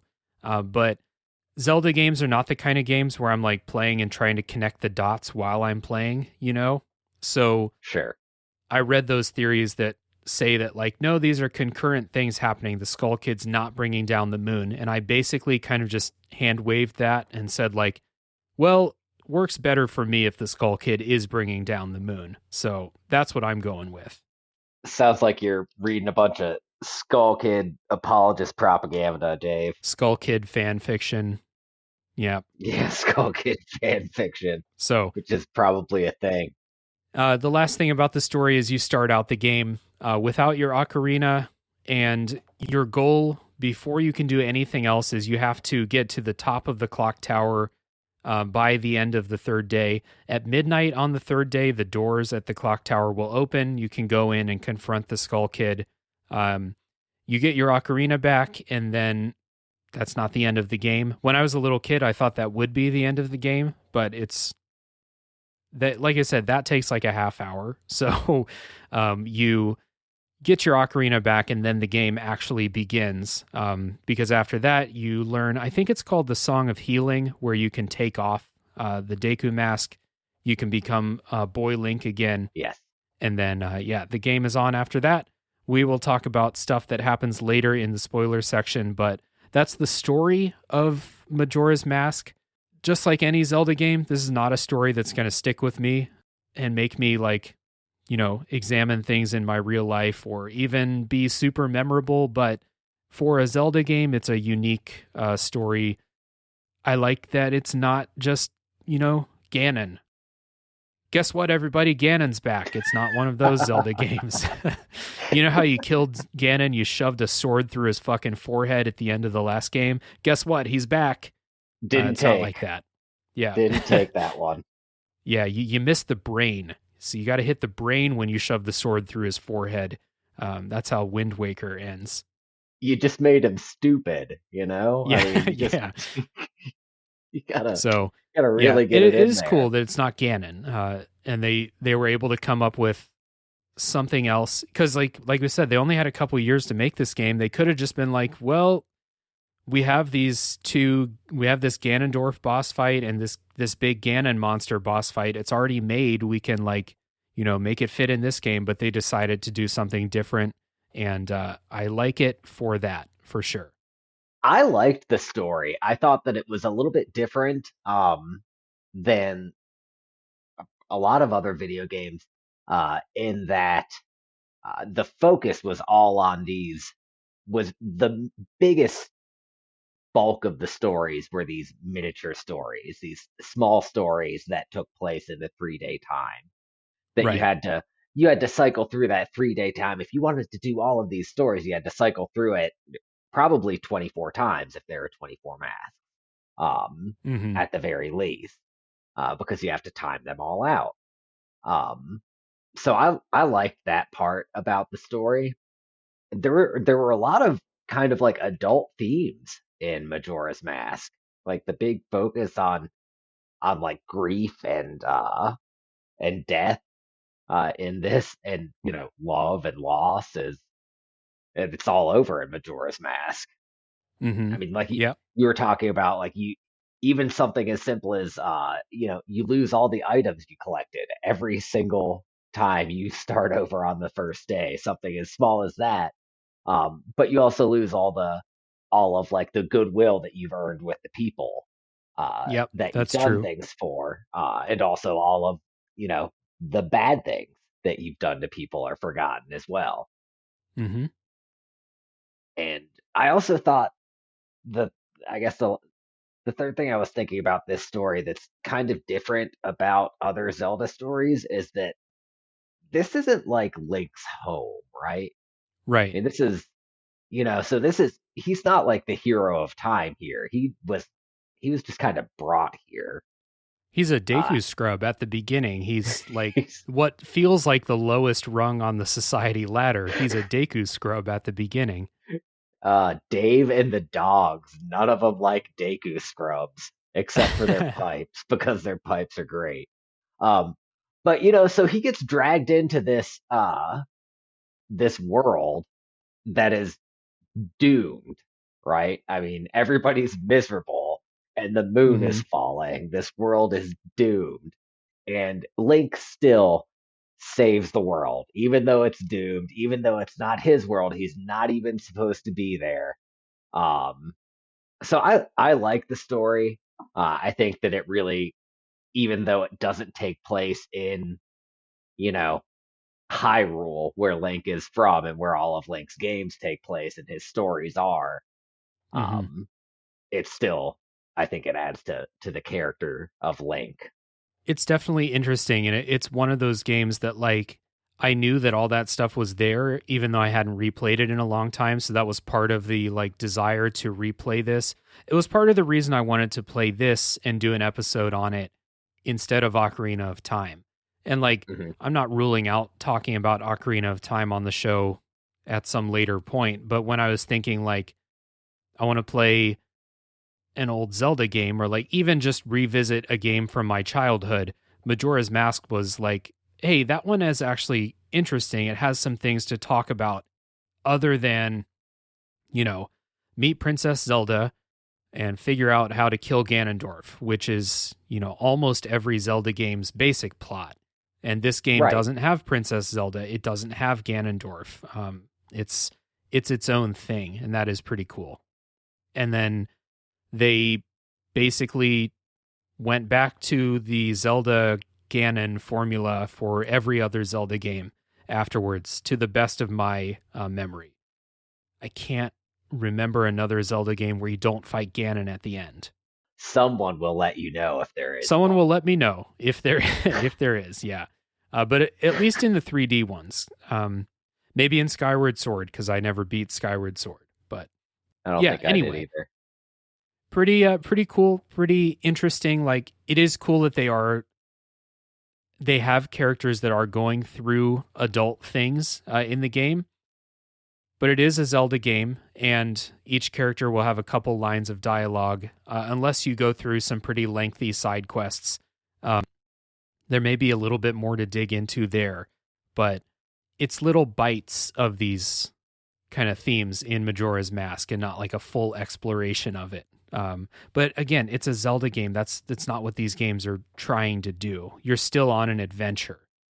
That's the Right. core part of it. So let's talk about the kind of what I have in quotes here as Zelda stuff, which is just real quick touching on like the classic game mechanics in Zelda games. So the first one is using your musical instrument to do stuff. So you have your ocarina, we mentioned before, the Deku Scrub has some pipes, the Goron has some drums, and the Zora has a guitar made of fish bones, just like the other Zelda, the other 3D games. Well, the maybe some of the 2D games too. I'm not going to waste time thinking. You use your music to manipulate time, manipulate the weather, use it to fast travel, use it to solve puzzles. We already talked about the music itself. The music is really good. This game has a couple of puzzle solving mechanics, or one in particular that I think is very tedious. Later in the game, when you use a song to make copies of yourself, and you have to do that with all the masks. Yeah, it's terrible. I thought it was interesting, like puzzle design to make copies of yourself, but like tedious. You have to play a song every time you do it. That's tedious, I think. But the music is good, and then the other stuff, like if you've played a Zelda game, you know, hey, if I want to make it rain, play the Song of Storms, stuff like that. Using songs to fast travel, that's all pretty standard Zelda stuff. Other than the like duplication song, I think it's called the Elegy of Emptiness. I think it's fine. Those kind of music mechanics. And like we said before, the music itself is very good, as always. Yeah, the mechanics, I think, were essentially the same as in Ocarina of Time. I mean, obviously some of the songs did a couple different things, but you go to X place, you learn Y song and Z function. But for sure. That duplicate, that part is just because it's not just playing the song every time, it's the cinematic of creating the duplicate. That's the frustrating part for me. Oh, can you not skip it on the N64? Because on 3DS you can skip the animations. I could not skip that animation, no. Ooh, another quality of life check mark for the 3DS. You can skip those animations. It's still tedious, even if you can skip the animations. Yeah, no, I mean, it was like nothing in the game takes that long, like we were talking about. Nothing is that intensive in this game. But that was one part that I really, really would have liked to have played it on the Switch or the DS or something. Yeah, for sure. Combat in this game is basically the same as Ocarina of Time. Like, I don't think they changed anything in the combat between Ocarina of Time and Majora's Mask, and still similar to like almost everything throughout like the rest of the series. Like basically until Breath of the Wild, Zelda combat was always basically the same. Based on Z targeting, locking on to opponents, kind of circling around, hold up your shield.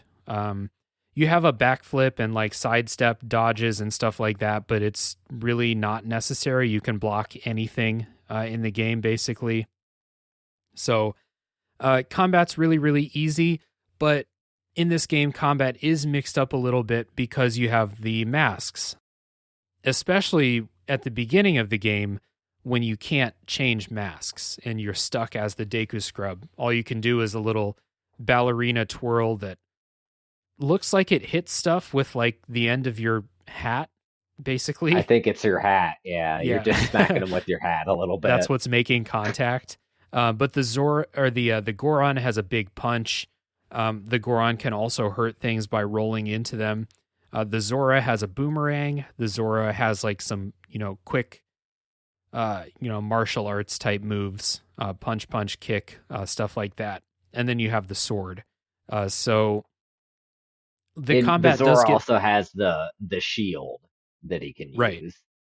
And the Zora, if you're underwater, the Zora has like an electricity field move, which Hmm. really helps because underwater combat is super annoying. And in this one, you can just like tap that shield on and it'll just kill anything that's around you. That's super useful. But yeah, combat, this is something that like, if I was able to view this game in the context of a game that came out in the year 2000, I might say that this combat is uh, even inventive, like Ocarina of Time's combat felt like it was. But in the year Hmm. 2022, when I'm playing this at the same time I'm playing Dark Souls 3, very simplistic, very, very easy. Literally just hold your shield up. It's probably fine. You're probably gonna be all right. No, Yeah. I like Zelda combat. It's nice, very straightforward. You Z Hmm. target something, you hold your shield up. If you want to dance around, you can. You can do backflips, side jumps, dodge, roll, whatever you want. But then you just have to press B and hit it with your sword, right? Yeah. Yeah, I mean it's And yeah, and then repeat.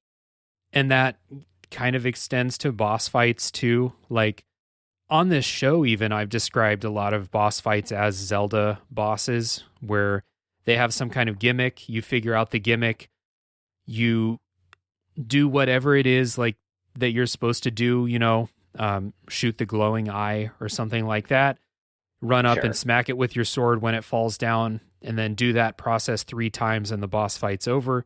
Uh, Majora's Mask is like that. That's basically how they work until the final boss, I think, is pretty creative, but the regular ones are all basically like that. Yeah, I mean I think that it's a little bit different because of the math, right? Yeah, So outside of the first temple, you still haven't been able to you're still stuck as Deku Scrub, right? right. Think so. Are you? Maybe Mm, not. No, you aren't because you can use bombs. And right. because But each you can boss throw fight bombs. in the temples use the mask. Like they require you to Right. use the mask to solve the puzzle of the boss. So the first Yes. temple, you need to be a Deku Scrub to do what, that boss is requiring of you. And then when you do figure that out, then you take the mask off, you bash it with your sword, and then you repeat. I feel like I feel like the masks offer other opportunities with bosses after the first one though. Like the boss in the second temple. And I don't think I don't want to spoil it or anything. I don't know Oh, what it's necessarily constitutes a spoiler, but yeah, I don't know. Like, so the boss in the second temple uses your main skill as a Goron, which is to roll around really fast. And so you're using that right. in the boss fight. And then the one in the Zora temple uses your ability as a Zora to swim really fast. So, And and you can effectively beat either of those bosses without using your sword at all. yeah. Yeah, Um, I think so. which is neat. Yeah, it's pretty cool. And so like I don't know, a lot of Zelda boss fights are just like, okay, in this temple, I got the hook shot. So the boss fight is going to be 100% focused around using the hook shot. And Yes. if I don't know what to do, I just shoot the hook shot at the boss and it'll probably do something. Like it'll probably solve the puzzle for me. And these are a little bit more involved, but they're still made in a way that, when I was 10 years old or 11 years old or whatever, I didn't think it was hard then. And I still think that most of these bosses are super easy. Yeah, I didn't think any of the bosses were that difficult. Um, but I thought that they were a lot of fun. There's I one in thought that the particular that I mechanics that thought were they really added, fun. Yeah. I liked two of them, like in particular. I mean, not including the final boss, because I didn't get the one thing that you need to have to make the final boss super fun. Mm-hmm. Right. But no, I really liked the mechanic that was added via mask for the second boss and the fourth boss. And they're unique mechanics, unique ways Yeah. to fight those two. It's definitely unique. I hated the fourth boss like with a passion. I thought that was so bad. We'll talk about it in the spoiler section, but I agree. The second boss was really fun. The first and third were fine. Fine. And then the final boss is maybe the most interesting final boss that a Zelda game has ever had, because it's not Ganon and you're not killing him It the same isn't. way you've always killed Ganon. So that's pretty cool. The bosses are interesting, I guess. And they all still boil down to like figure out what the puzzle is and then bash it with your sword. But figuring it out uses the masks instead of like, like I said, I picked up the hook shot, use the hook shot. So yeah. And that kind of ties into another standard Zelda thing, which are the temples. There are 4 main temples in this game. Like we said before, Alan said Termina Field is like this big donut, and then there are 4 big spokes going off from it, and each one has a temple. And I think this is one of the best things about this game, like from a gameplay perspective. I think the temples are really good. I think they're better than most of the temples in the other, in Ocarina of Time. If we're just going to keep making that comparison, because the temples here have individual rooms with individual puzzles, but for most of the temples, the temple itself is also a big puzzle that you have to manipulate and solve in order to get to the end. Right. And so you have to do those outer puzzles, those mini room puzzles all around the outside of usually a center area in the main dungeon in order to utilize the switches and things like that to get to the boss. So I agree. I think that the dungeons in this one, even though there are fewer of them, um, are so much put together, so much better than the dungeons in Ocarina of Time. There's no dungeon that is the water temple in this game, Yeah, right? There's no dungeon that you play and you just dread having to play it. there is a water temple, but it's not as annoying Right. as the water temple. Yeah. Right. Exactly right.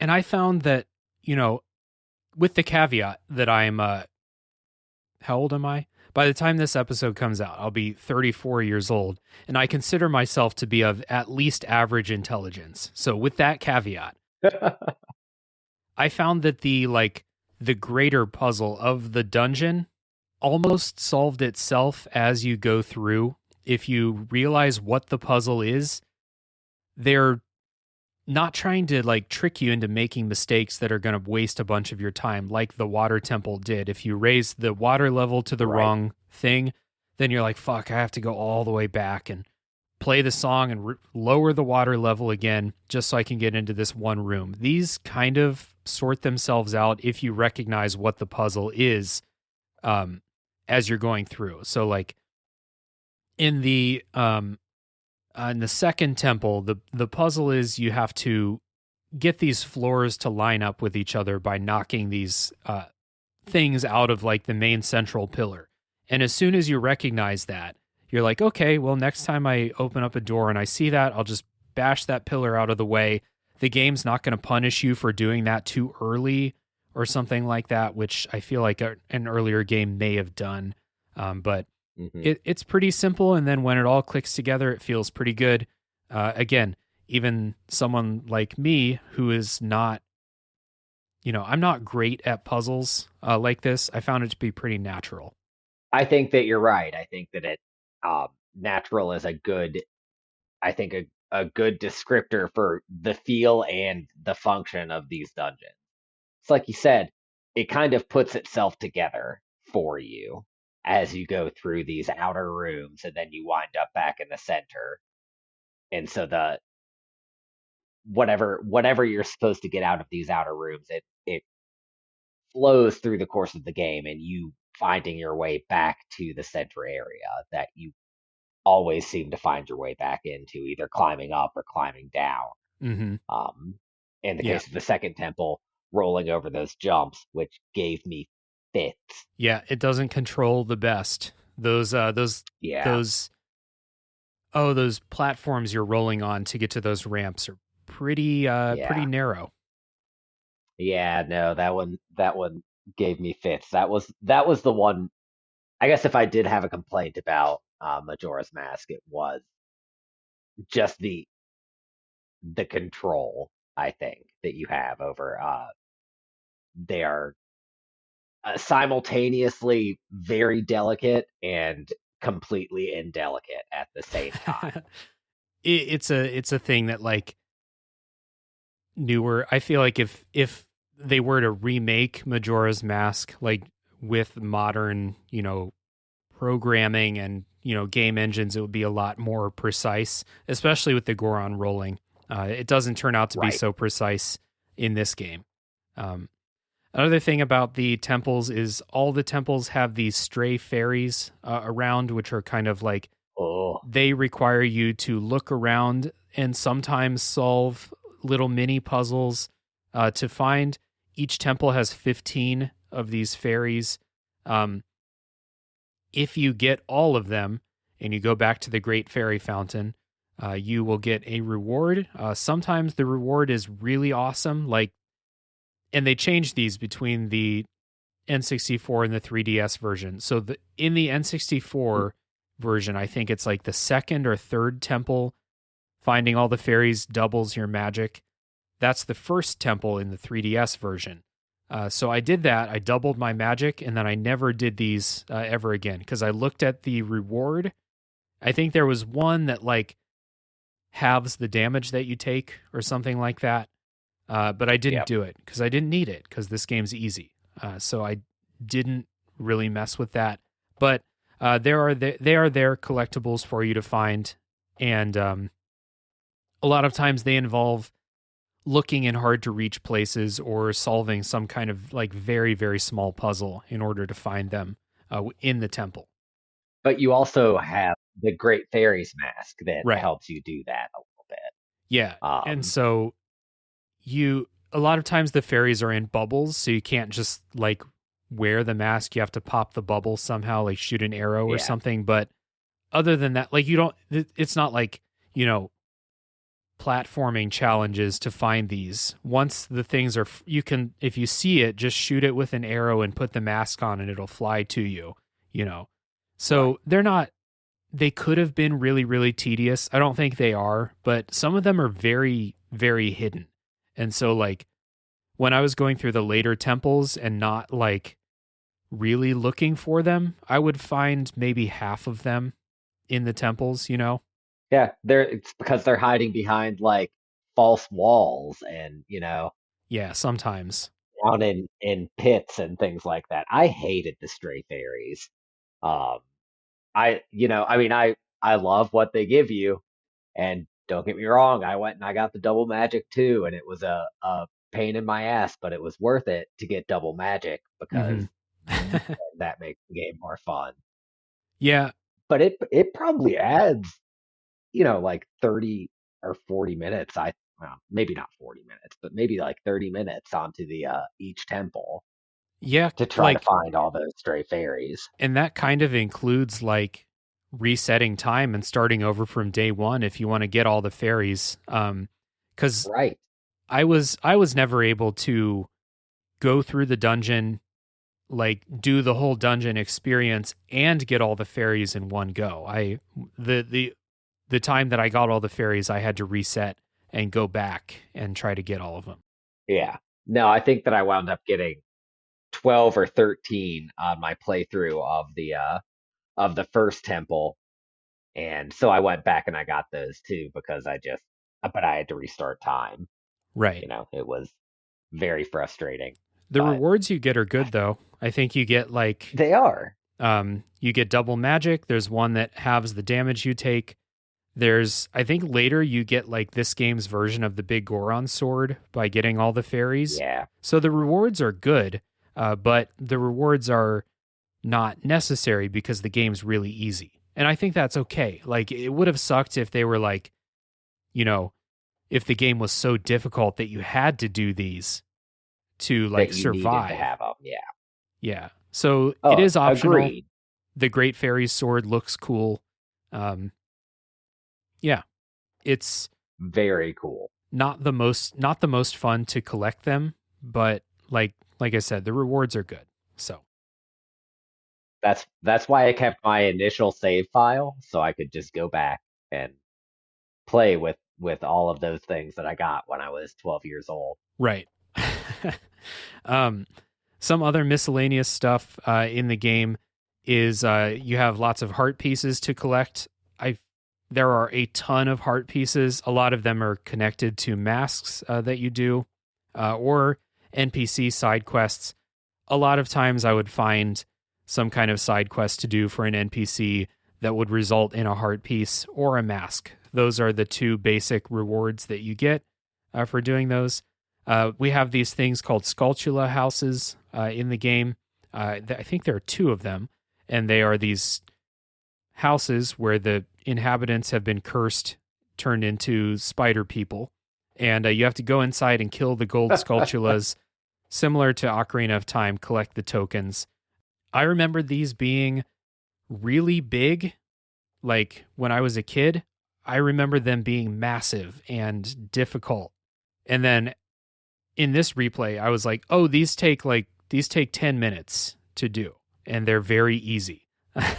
Just like my kid brain and my kid memories showing there. But I enjoyed those. They're fine. I did have to check a guide a few times because there's a couple of things I just wouldn't have thought to do. But overall, I think the Skulltula houses are cool.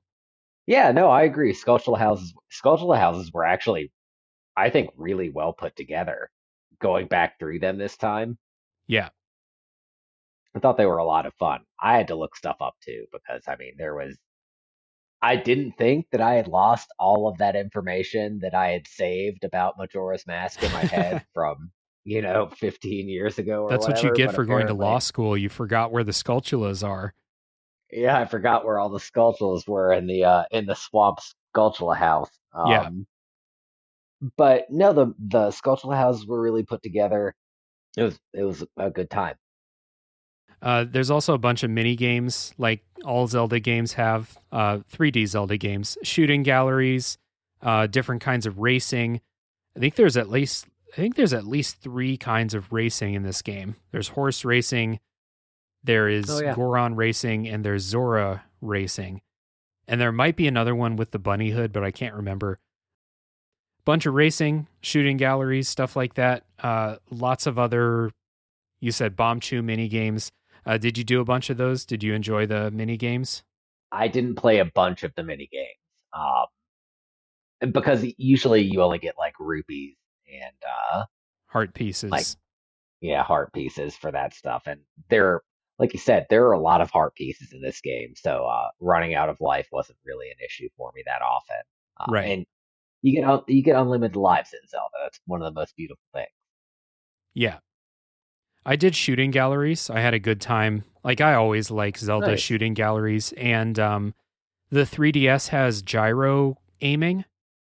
So Oh, like cool. you can like tilt the 3DS to aim and help like really precisely aim quickly. So that was kind of fun in the shooting galleries. I think the racing mini games suck. Like I think they're real bad, especially Goron racing. If you think rubber banding is a problem in Mario Kart, Goron racing has some of the worst rubber banding ever. You can race perfectly, not make a single mistake, and dudes will just like slingshot past you just because that's what the game tells you. Like, you can't dominate the competition as this legendary Goron champion that you're playing. The rubber banding is real bad. The Zora swimming one has you swimming through rings while underwater, which is annoying because, underwater controls are rarely satisfying. I do feel like since we're on the topic of underwater controls, that they were actually really good in this one compared to Ocarina of Time. When you were swimming as Link in Ocarina of Time Oh, versus yeah. swimming as a Zora in Majora's Mask. I mean, it was night or day. I thought that the Zora swimming mechanic was pretty neat, honestly. Yeah. It's it's fine when you're swimming out in the water or in the temple. I agree. It was Right. pretty good. But in that river, In it's the tough. racing thing, when you're trying to like precisely go through these rings, and if you miss a ring, you have Hmm. to like go back and turn around and go through it again. That sucked. But yeah, agree. Yeah. Overall, underwater controls are rarely good in any video game, and in Majora's Mask, I think that they're fine. So, any other kind of like side stuff that you spent time doing? I spent a lot of time mask collecting, Oh I yeah, of guess. course. This last week I went back um and I looked up guides on how to get the masks. I just looked up a list of the masks and Mm-hmm. picked out ones that I thought were going to be fun and went and got all of those non-necessary masks. Um I think that that's one of the most appealing aspects of this game is, and I guess I've said it a couple times, or those small quests, because you know, I like playing games where I only have to sit down for 15 minutes at a time and play Mm-hmm. it. True. I have the same attention span I had when I was 10 years old when this came out. And so like it helps me to be able to go and jump on a giant mushroom, learn how to dance from a ghost, and then go teach some orphans how to dance. I mean, like 15 minutes front to end, and boom, your quest complete. I've got myself a dancing mask, Yeah, you know? that is true. None of the quests really take that long to do, except for that one that Yeah. takes the whole 3 day thing. But yeah, yeah, I didn't do a ton of other side stuff in the game. I didn't make an attempt to get all the masks, kind of because like there's no benefit to it except having the mask. No. Like none of the masks are useful. None of those optional ones are super useful, except the bunny hood. Um, I think the Great Fairy's mask. I think the game forces you to get that one.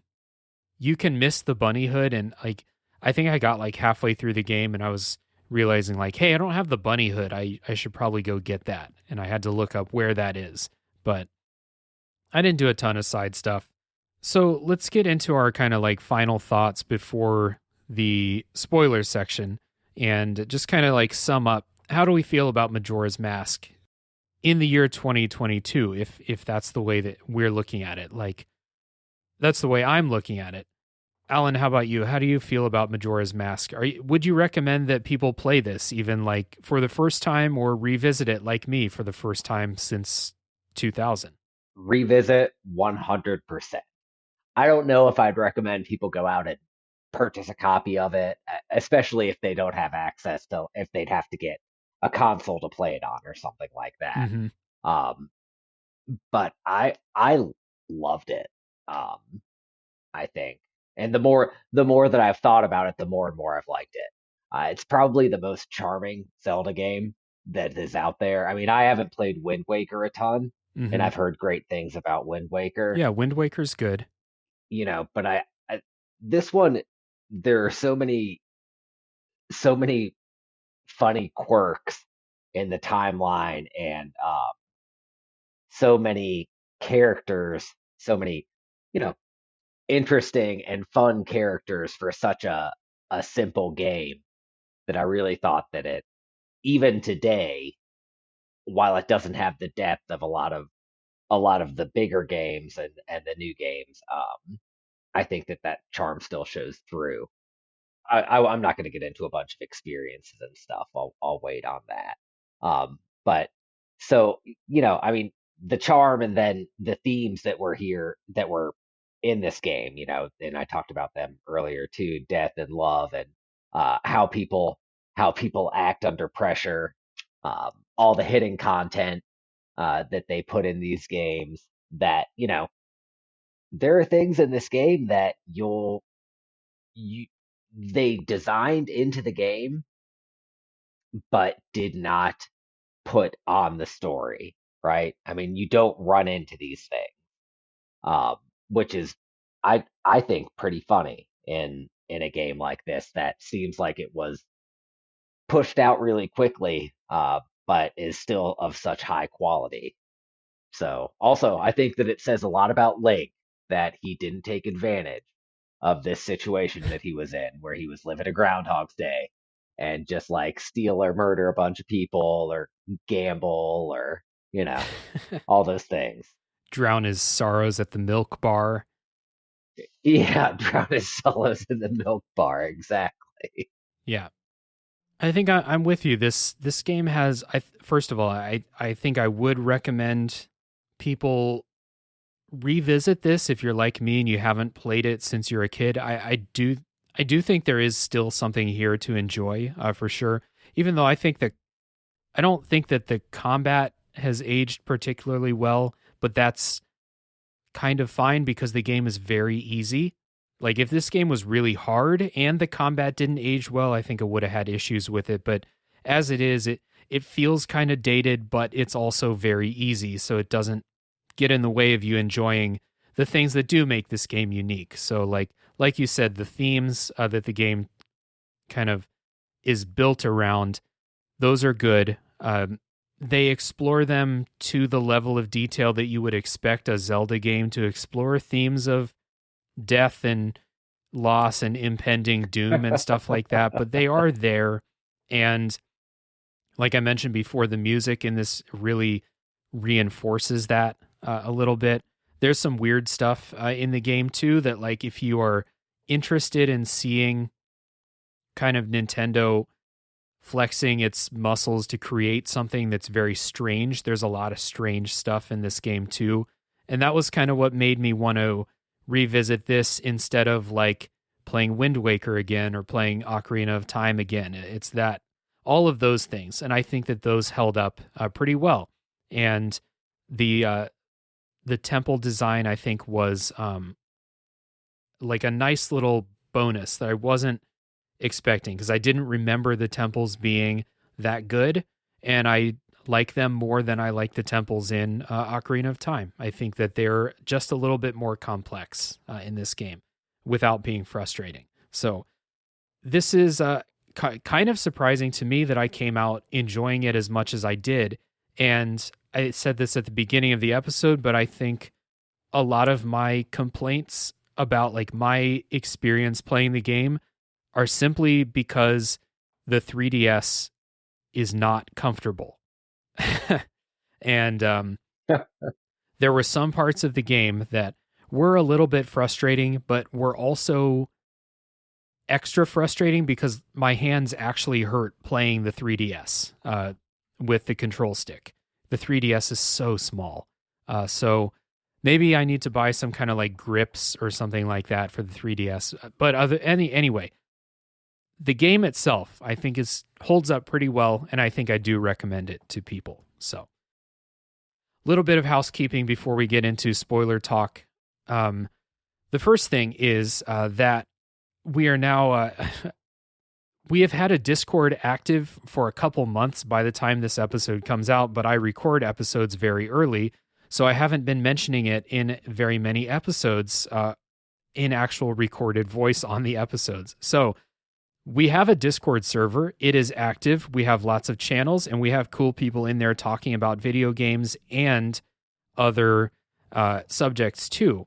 So if you would like to come in and chat about Majora's Mask, if you want to talk about your experiences, we have a Discord server. You're welcome to join us. You'll find a link in the episode description to join us there.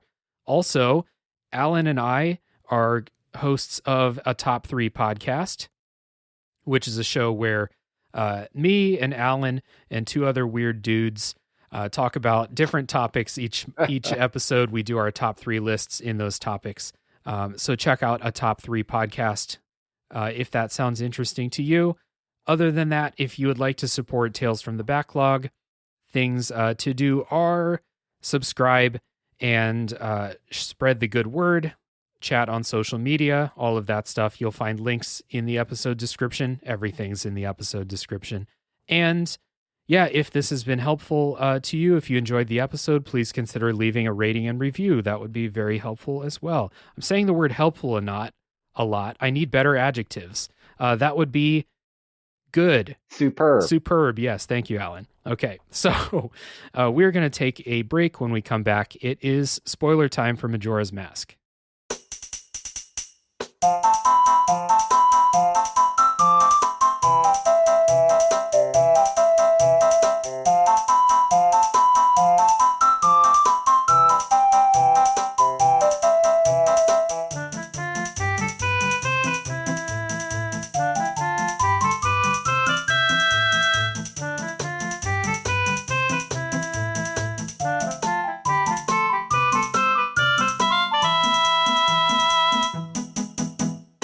Okay, I'm back with Alan, and we're talking spoilers for The Legend of Zelda Majora's Mask.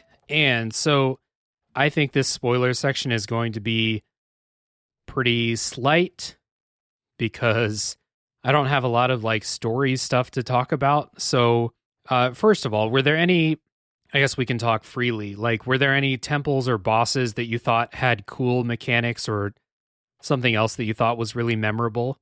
We talked a little bit about it earlier, but Goat, Yeah, I Goat. think, is probably that's like it's the boss in the second temple, and he is appropriately a big goat um, that you chase around as a Goron. And the mechanic that you use is when you roll for long enough without running into something as a Goron, you have spikes that pop out of your back, and it allows you to roll much more quickly and with better traction. Mm-hmm. And it uses magic, but anyway, the mechanic that they use in this one, you essentially you chase Goat around this big track as a Goron, and then take these ramps and land on his back to knock him down, Yeah. which is just so much fun, so much fun. Yeah, I remembered it being really fun, like back when I was a kid. I remember that being like some of the most fun I've ever had in a game was that boss fight. And I'm happy to say Mhm. that it's still really fun. Again, if I was playing on something that's not a 3DS with that bullshit control stick, it would have been even more fun. But as it is, it was still pretty good. That's probably my favorite boss fight in the game too. The Zora one also takes advantage of like the Zora's like underwater swimming, but it's just not as fun as rolling Right? around as a Goron. No, no. I think full stop. Goat is definitely the best. I also really liked the giant centipede one, just because of the novelty of the giant mask. I hated that. I felt like it was so imprecise. Like the controls, like to knock it down to where you can actually do damage, I found to be really hard. And I died like at least 5 times trying to get it. Cause you like the hitboxes or something like that was just kind of imprecise. And I really, really hated it. When it's like jumping out of the sand and like flying around, I actually had to look it up, like how to do it. And you have to hit it. I think you have to hit it like 5 or 6 times during that phase, which means you basically have to be perfect. You can't get hit at all. Then you can knock it down, and then you can grab it by the tail and slam it around or something like that.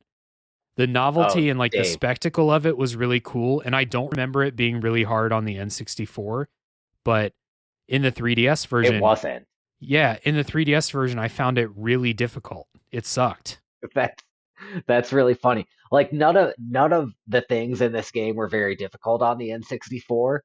I still died like 1,000 times playing this game though, which is a little bit sad because I used to take pride in the fact that I didn't die when I was playing Zelda. But you Maybe it know, has to do with like how much Dark Souls I've played in between Zelda games that like I didn't really die during regular boss fights or against regular enemies, but man, that centipede thing sucked. it Had a gotcha. bad time.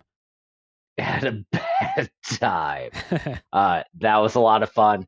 I did not get the other boss fight that I really liked was the final boss as with Yeah. the Fierce Deity's mask, and so but I didn't get it this time around. Yeah, neither did I. That was one of the things I was going to ask you was like, did you get the Fierce Deities mask? Cuz like I remember it No. as a kid in my memory.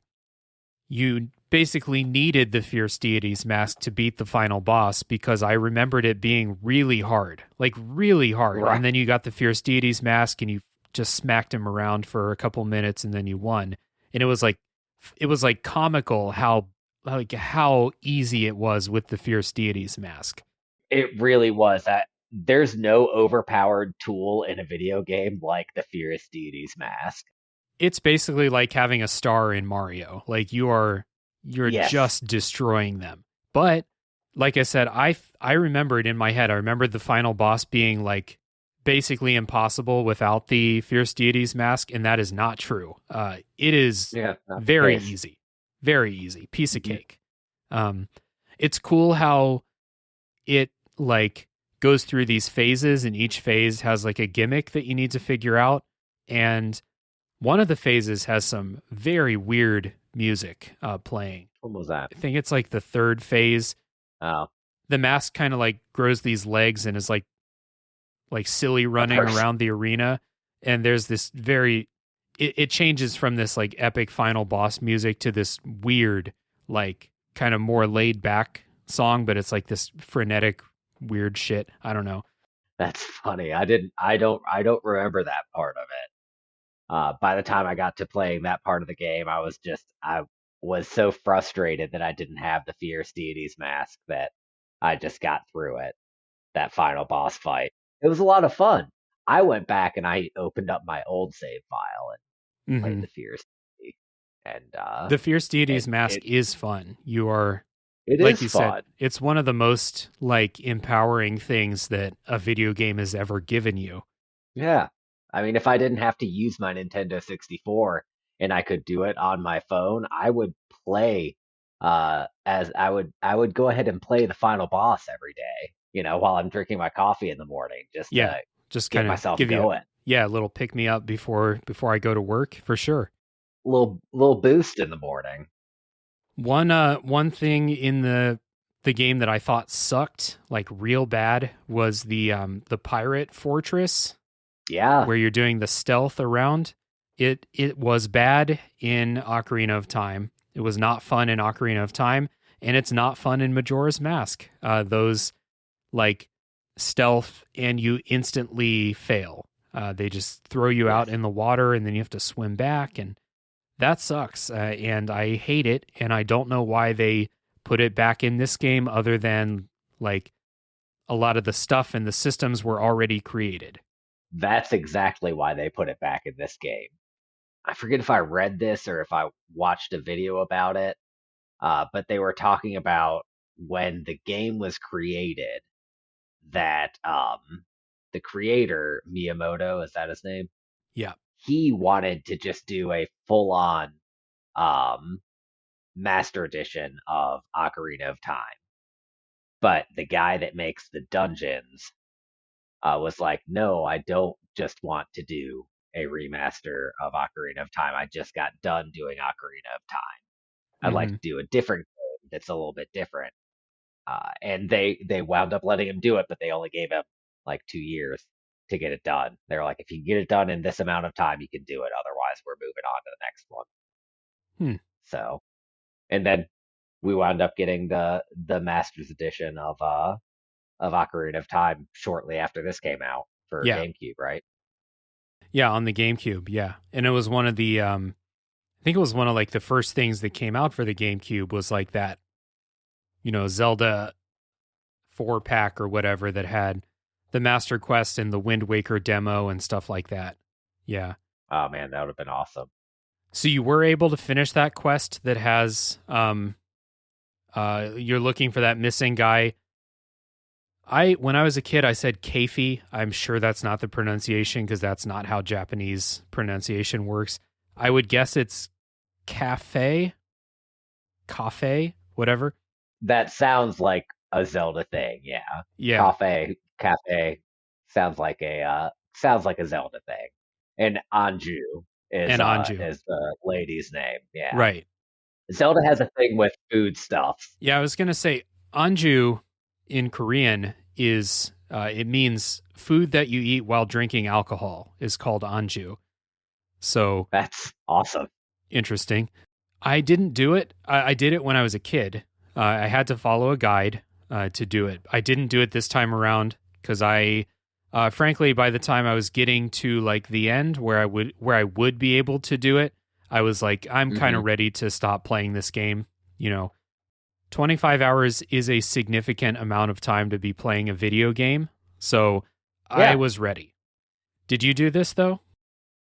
I did. So I feel like I had a different experience because I finished the game pretty quickly and then I came back to it Right.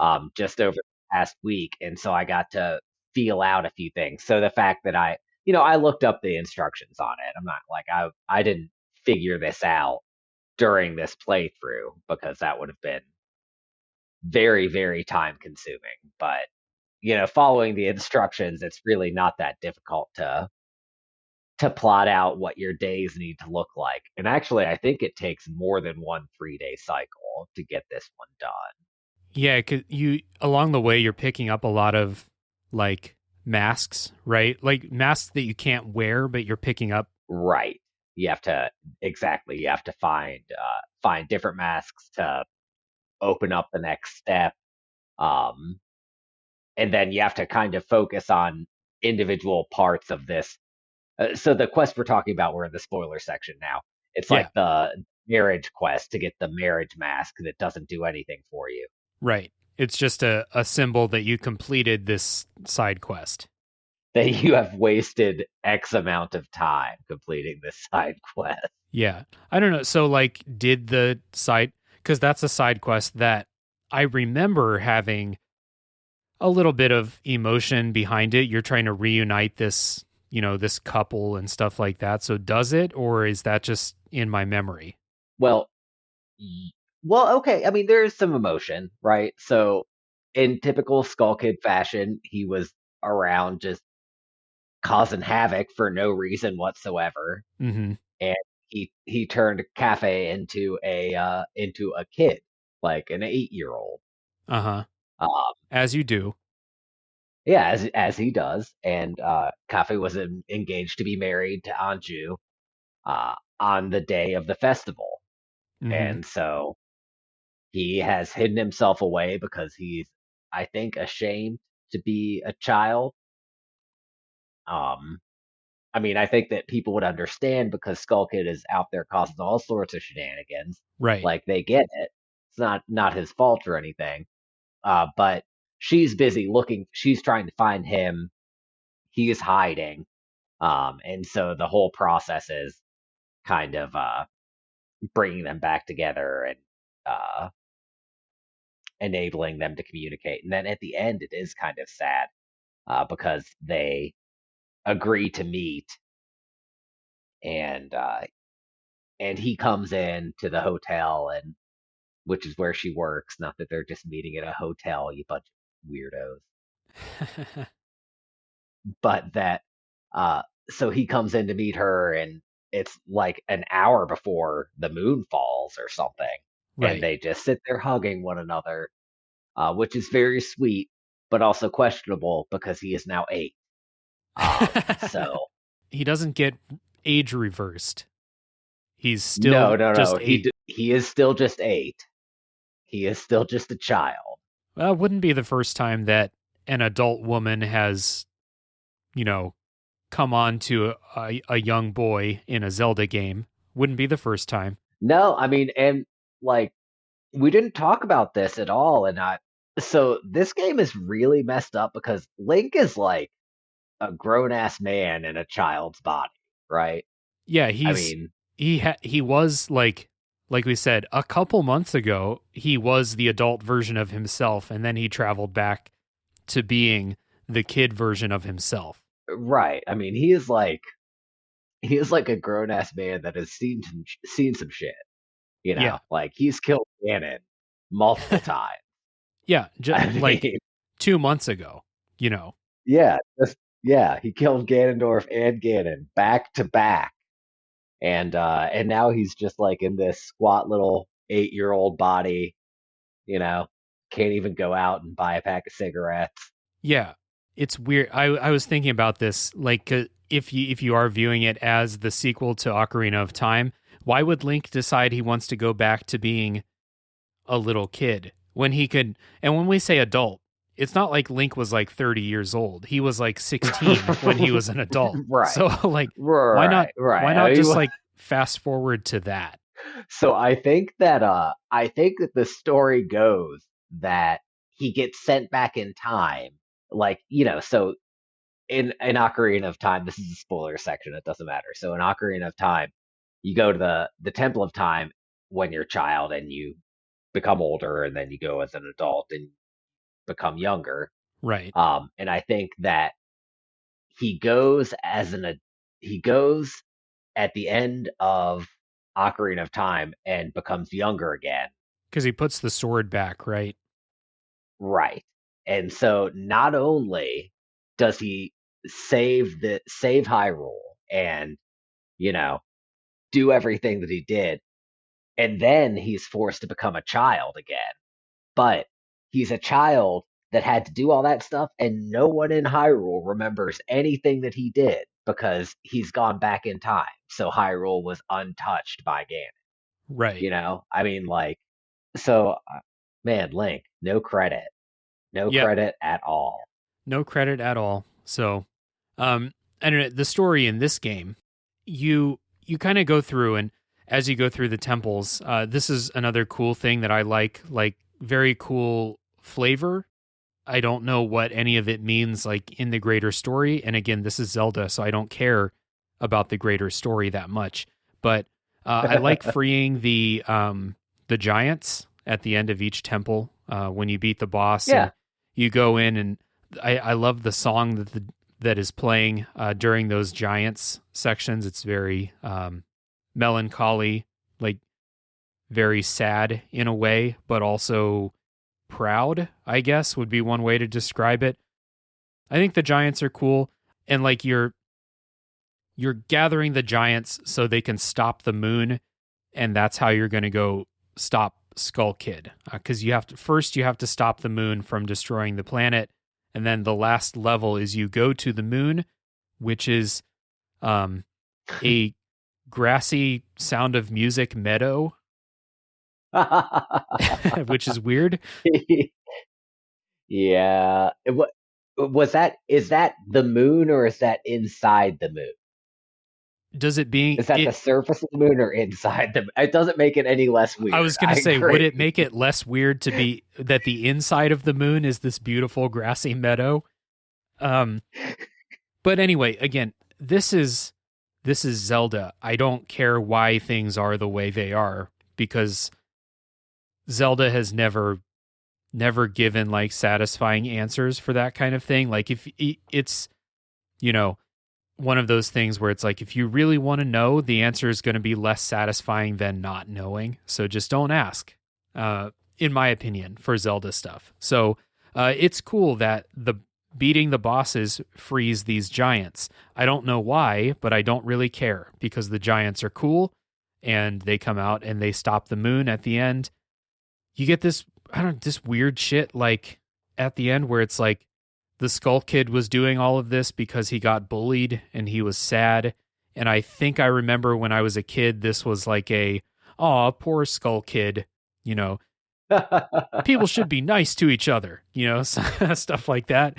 But as an adult, I kind of just like rolled my eyes at that. Like, although the part that like where the Skull Kid stole the stuff because he was acting out because he was getting bullied, the mask is really like kind of controlling him and like taking over, forcing him to do this stuff.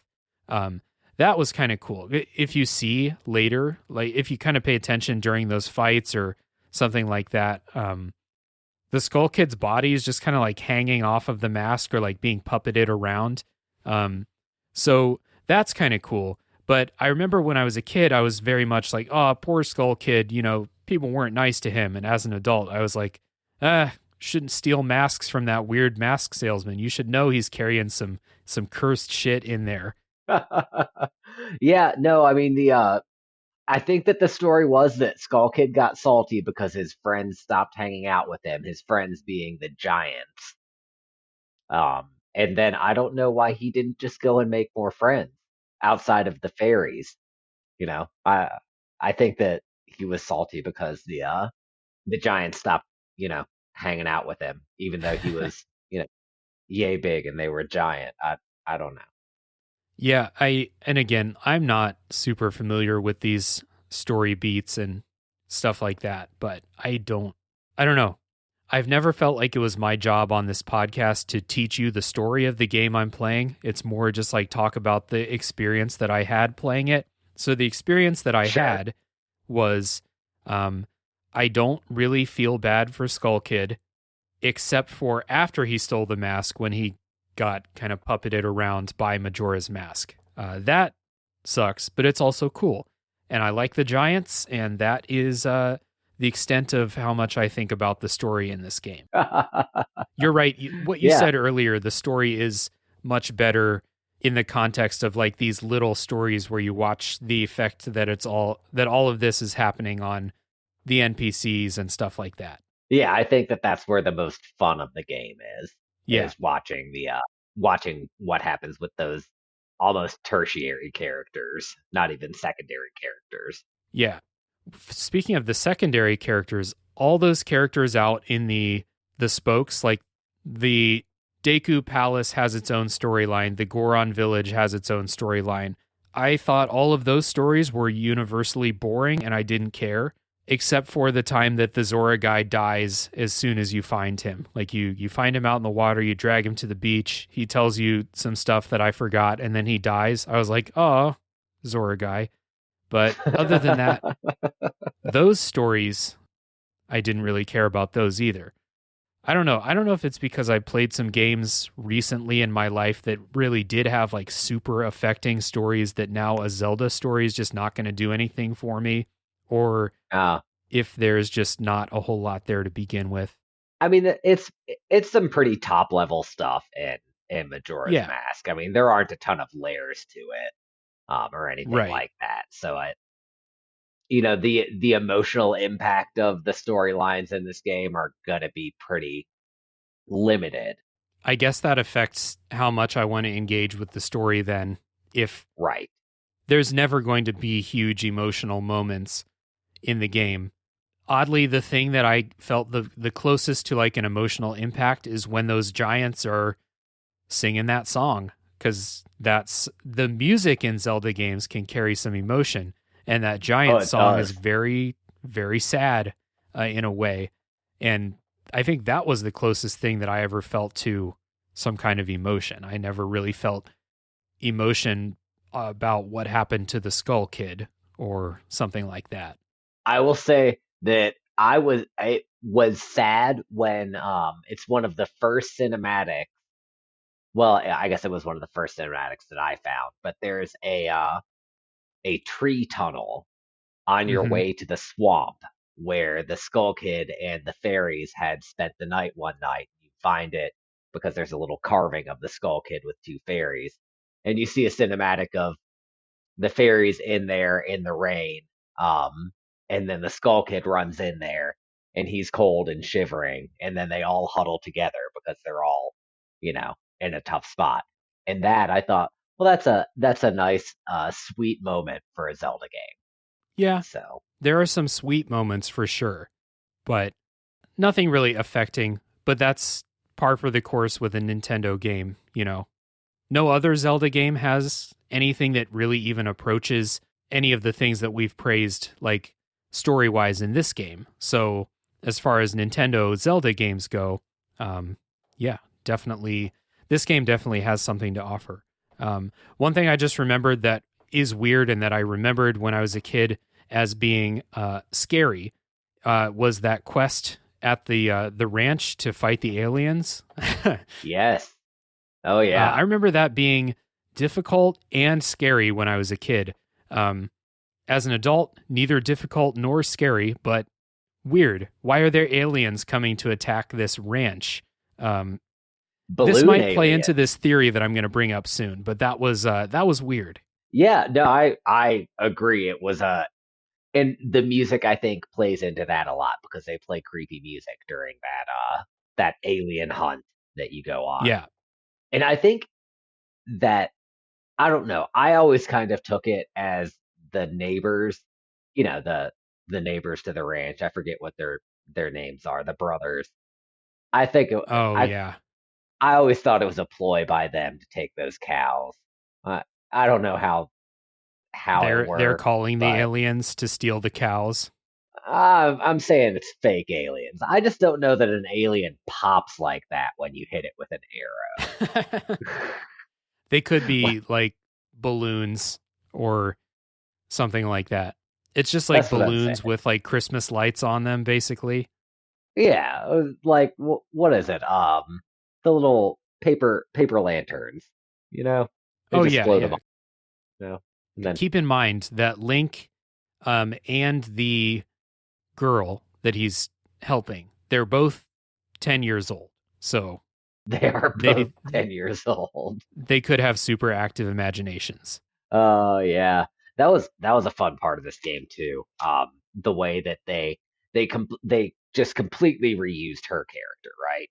I mean, she Yeah. was like the exact same character, but then other ones they just used the skin for and then changed like their character entirely, like the witches who were the final boss in the Spirit Temple. Right. They're shopkeepers in this game. Yeah, and good guys, you know. Yeah. Yeah, for sure.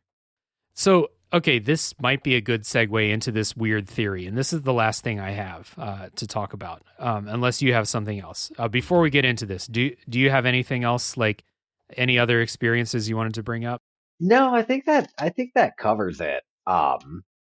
Oh, except I did have one really weird experience, and I looked it up Okay. to do it, and I remembered having done it previously, and I don't know if I saw it in my strategy guide back in the day or something. But if you go in the middle of the night into the bathroom in the hotel, a hand pops out of the toilet and Oh asks for yeah. toilet paper. Yeah, yeah. That's something I remembered from when I was a kid. Yeah. And you can give it toilet paper, and I think you get like a piece of heart for it or something. I assume you either get a piece of heart or a mask or an empty bottle. Yeah. So I would be bad if you got a bottle out of the toilet, but I guess or a mask. I don't want to wear it on my face after it's been in there. You'd rather But take a piece of heart and absorb it into yourself or whatever Link does with those pieces of hearts. that's exactly right. At least I won't have a skin condition. True. You'll be dying from the inside. So, yay. Hooray. Okay, so I got this theory, and this will be the last thing. As I was doing research for this game, and I was looking on Wikipedia because the story goes in one ear and out the other, basically.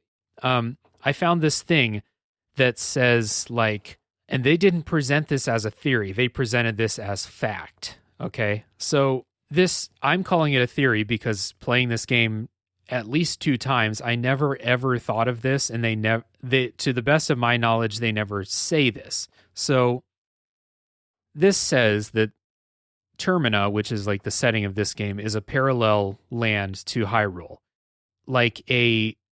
It goes on to say that like this exists in the way that like Hyrule is this land's version of heaven. So like they're existing parallel to each other. And that the moon is not crashing down as a result of Skull Kid. There is this 3-day loop that this world is always stuck in. And you're not reversing time going back to day 1 because, like, this is your power as Link with the Ocarina of Time. You have the power to set this back to the beginning of the 3 days. They're saying that this always happens, that this world is in a 3-day limbo when the moon crashes down, and this just keeps happening over and over and over and over again, like all the time. The Skull Kid gets Majora's Mask and creates this 3-day loop because of the mask. So like the mask is creating Termina basically, and one of the like natural laws of Termina is that the moon crashes down after 3 days, and then you repeat this cycle again. This is, to the best of my knowledge, never mentioned in the game itself, unless you dig way deep in NPC dialogue. I'm not sure. So the power of the mask creates Termina. The people who live in Termina, who are created from the Skull Kid's memories, because the Skull Kid is from Hyrule, because he's in the Lost Woods in Ocarina of Time. They're created from his memories, and they have their own, culture and stuff like that. That's why we have a little bit of difference in like the cultures and backgrounds in Termina as opposed to Ocarina of Time in Hyrule. Yeah, and so this kind of like sets up this legend, this myth, and that's where the giants come into play and stuff like that. And like I'm tired of reading through the Wikipedia thing about this kind of theory. But what do you think about that? What do you think about the idea that that Termina is not even real? Termina was created by the mask. I mean, I had never thought of it that way prior to reading this. Same. Yeah. I always, yes, I guess I view them as parallel universes, but also as alternate universes, which I don't think are, and I'm not a time guy necessarily. Like I don't, time guy. I don't study those things. But I think that a parallel universe and an alternate universe can be the same thing, but don't have to be. Mm-hmm. They can be the same thing, but they can also be different things. Mm-hmm. Like an alternate universe. I'm not going to get into it, but I think that they can be the same thing, but also different things. So I always viewed this as an alternate universe, whereas people were the same, but circumstances were different. And so like the idea of Termina as like a purgatory that he's just that the Skull Kid, well, that yeah, the Skull Kid is kind of created um on a whim, just in the seconds after having met Link in Hyrule. That's crazy. It is kind of crazy. And again, like I just don't know where this comes from. Right. And again, the answer could be that this is just a fan theory that someone put on the Wikipedia and no one moderated the Wikipedia page. But it is interesting to at least think about as like this could be an explanation for it. I don't find this to be necessary to be the answer. I think this game works perfectly fine as Termina is its own land with legends and cultures and stuff. Link has left Hyrule and he stumbles into Termina, and they steal the mask, and the reason that the characters look the same is simply because the game developers only had 2 years to make the game, so they used the same character models and stuff like that. Instead of this being like this purgatory or hell world version of Hyrule, which would be, I guess it would be a more satisfying narrative answer for why everything is very, very similar. But I'm not the kind of person that needs that explanation. I'm perfectly fine with seeing it that way, in the way that like, oh, everything looks the same. And the reason for it is because in the real world, the developers only had 2 years to make this game. We don't need to narratively explain everything with a narrative answer for it, when the real answer is probably just they didn't have time to make a bunch of new character models. That it is a very deep concept for a Legend of Zelda game. Yeah. That's another reason why like I'm kind of thinking like this seems interesting, but also like no other Zelda game has gone this deep before, and this one had the least amount of development time. So I'm kind of like, really is that really what's going on here? Are you sure, Wikipedia? Are you really sure? I'm going to look up Wikipedia and see what sources they cite for it. There are cited sources, but I didn't vet the sources. There are actually a lot of sources in this section, but I was finishing putting these notes together at like 1 a.m. last night, and I was like, I'm not going to dig further on that. Alan and I will discuss. There are a lot of references to the Legend of Zelda Encyclopedia, which I guess is a book that everybody can purchase probably on Amazon. Sure. Yeah. So, I don't know. Interesting theory. I don't personally subscribe to it. Even if it is in the official canon, I still don't subscribe to it. So, how do you like that? I agree. I don't think that well, I guess there kind of has to be like some sort of afterlife in Zelda games, right? Because like where else well, I guess Ganon just goes into like the void, right? Yeah. There are alternate dimensions, because that's where Ganon's hanging out in between each game, for sure. Yeah, right. So I think it's safer to say this is an alternate dimension. You know, I don't have any reason to believe that the Skull Kid created it, outside the fact that the Skull Kid was just a dick. But yeah, or that like the mask created it in this like split second when, you know, Link rolled into town or something like that. right, I mean, it took Nintendo a year and a half to make it. The Skull Kid made it in just seconds. That seems pretty incredible. Yeah. So anyway, that's I just wanted to bring up that theory, and like I don't know if anyone listening to this is like real big on the story and the lore of Majora's Mask. They might be thinking like, actually, dude, it's 100% true. Like Miyamoto said, that's what's going on. If that's the case, then you know I'm wrong. But my preferred kind of like version of this story is a little bit more simple than that. So, and well, they have gone into kind of dream worlds before. That's what's going on in Link's Awakening. That whole game takes place within a dream. Sure. So it's possible, but again, not my personal canon for what's going on here, for whatever that's worth.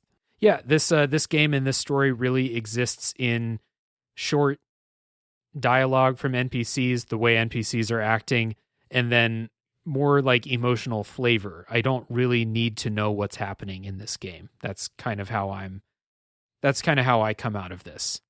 Yeah, I mean, I didn't feel any sort of pressure to figure out exactly how Link.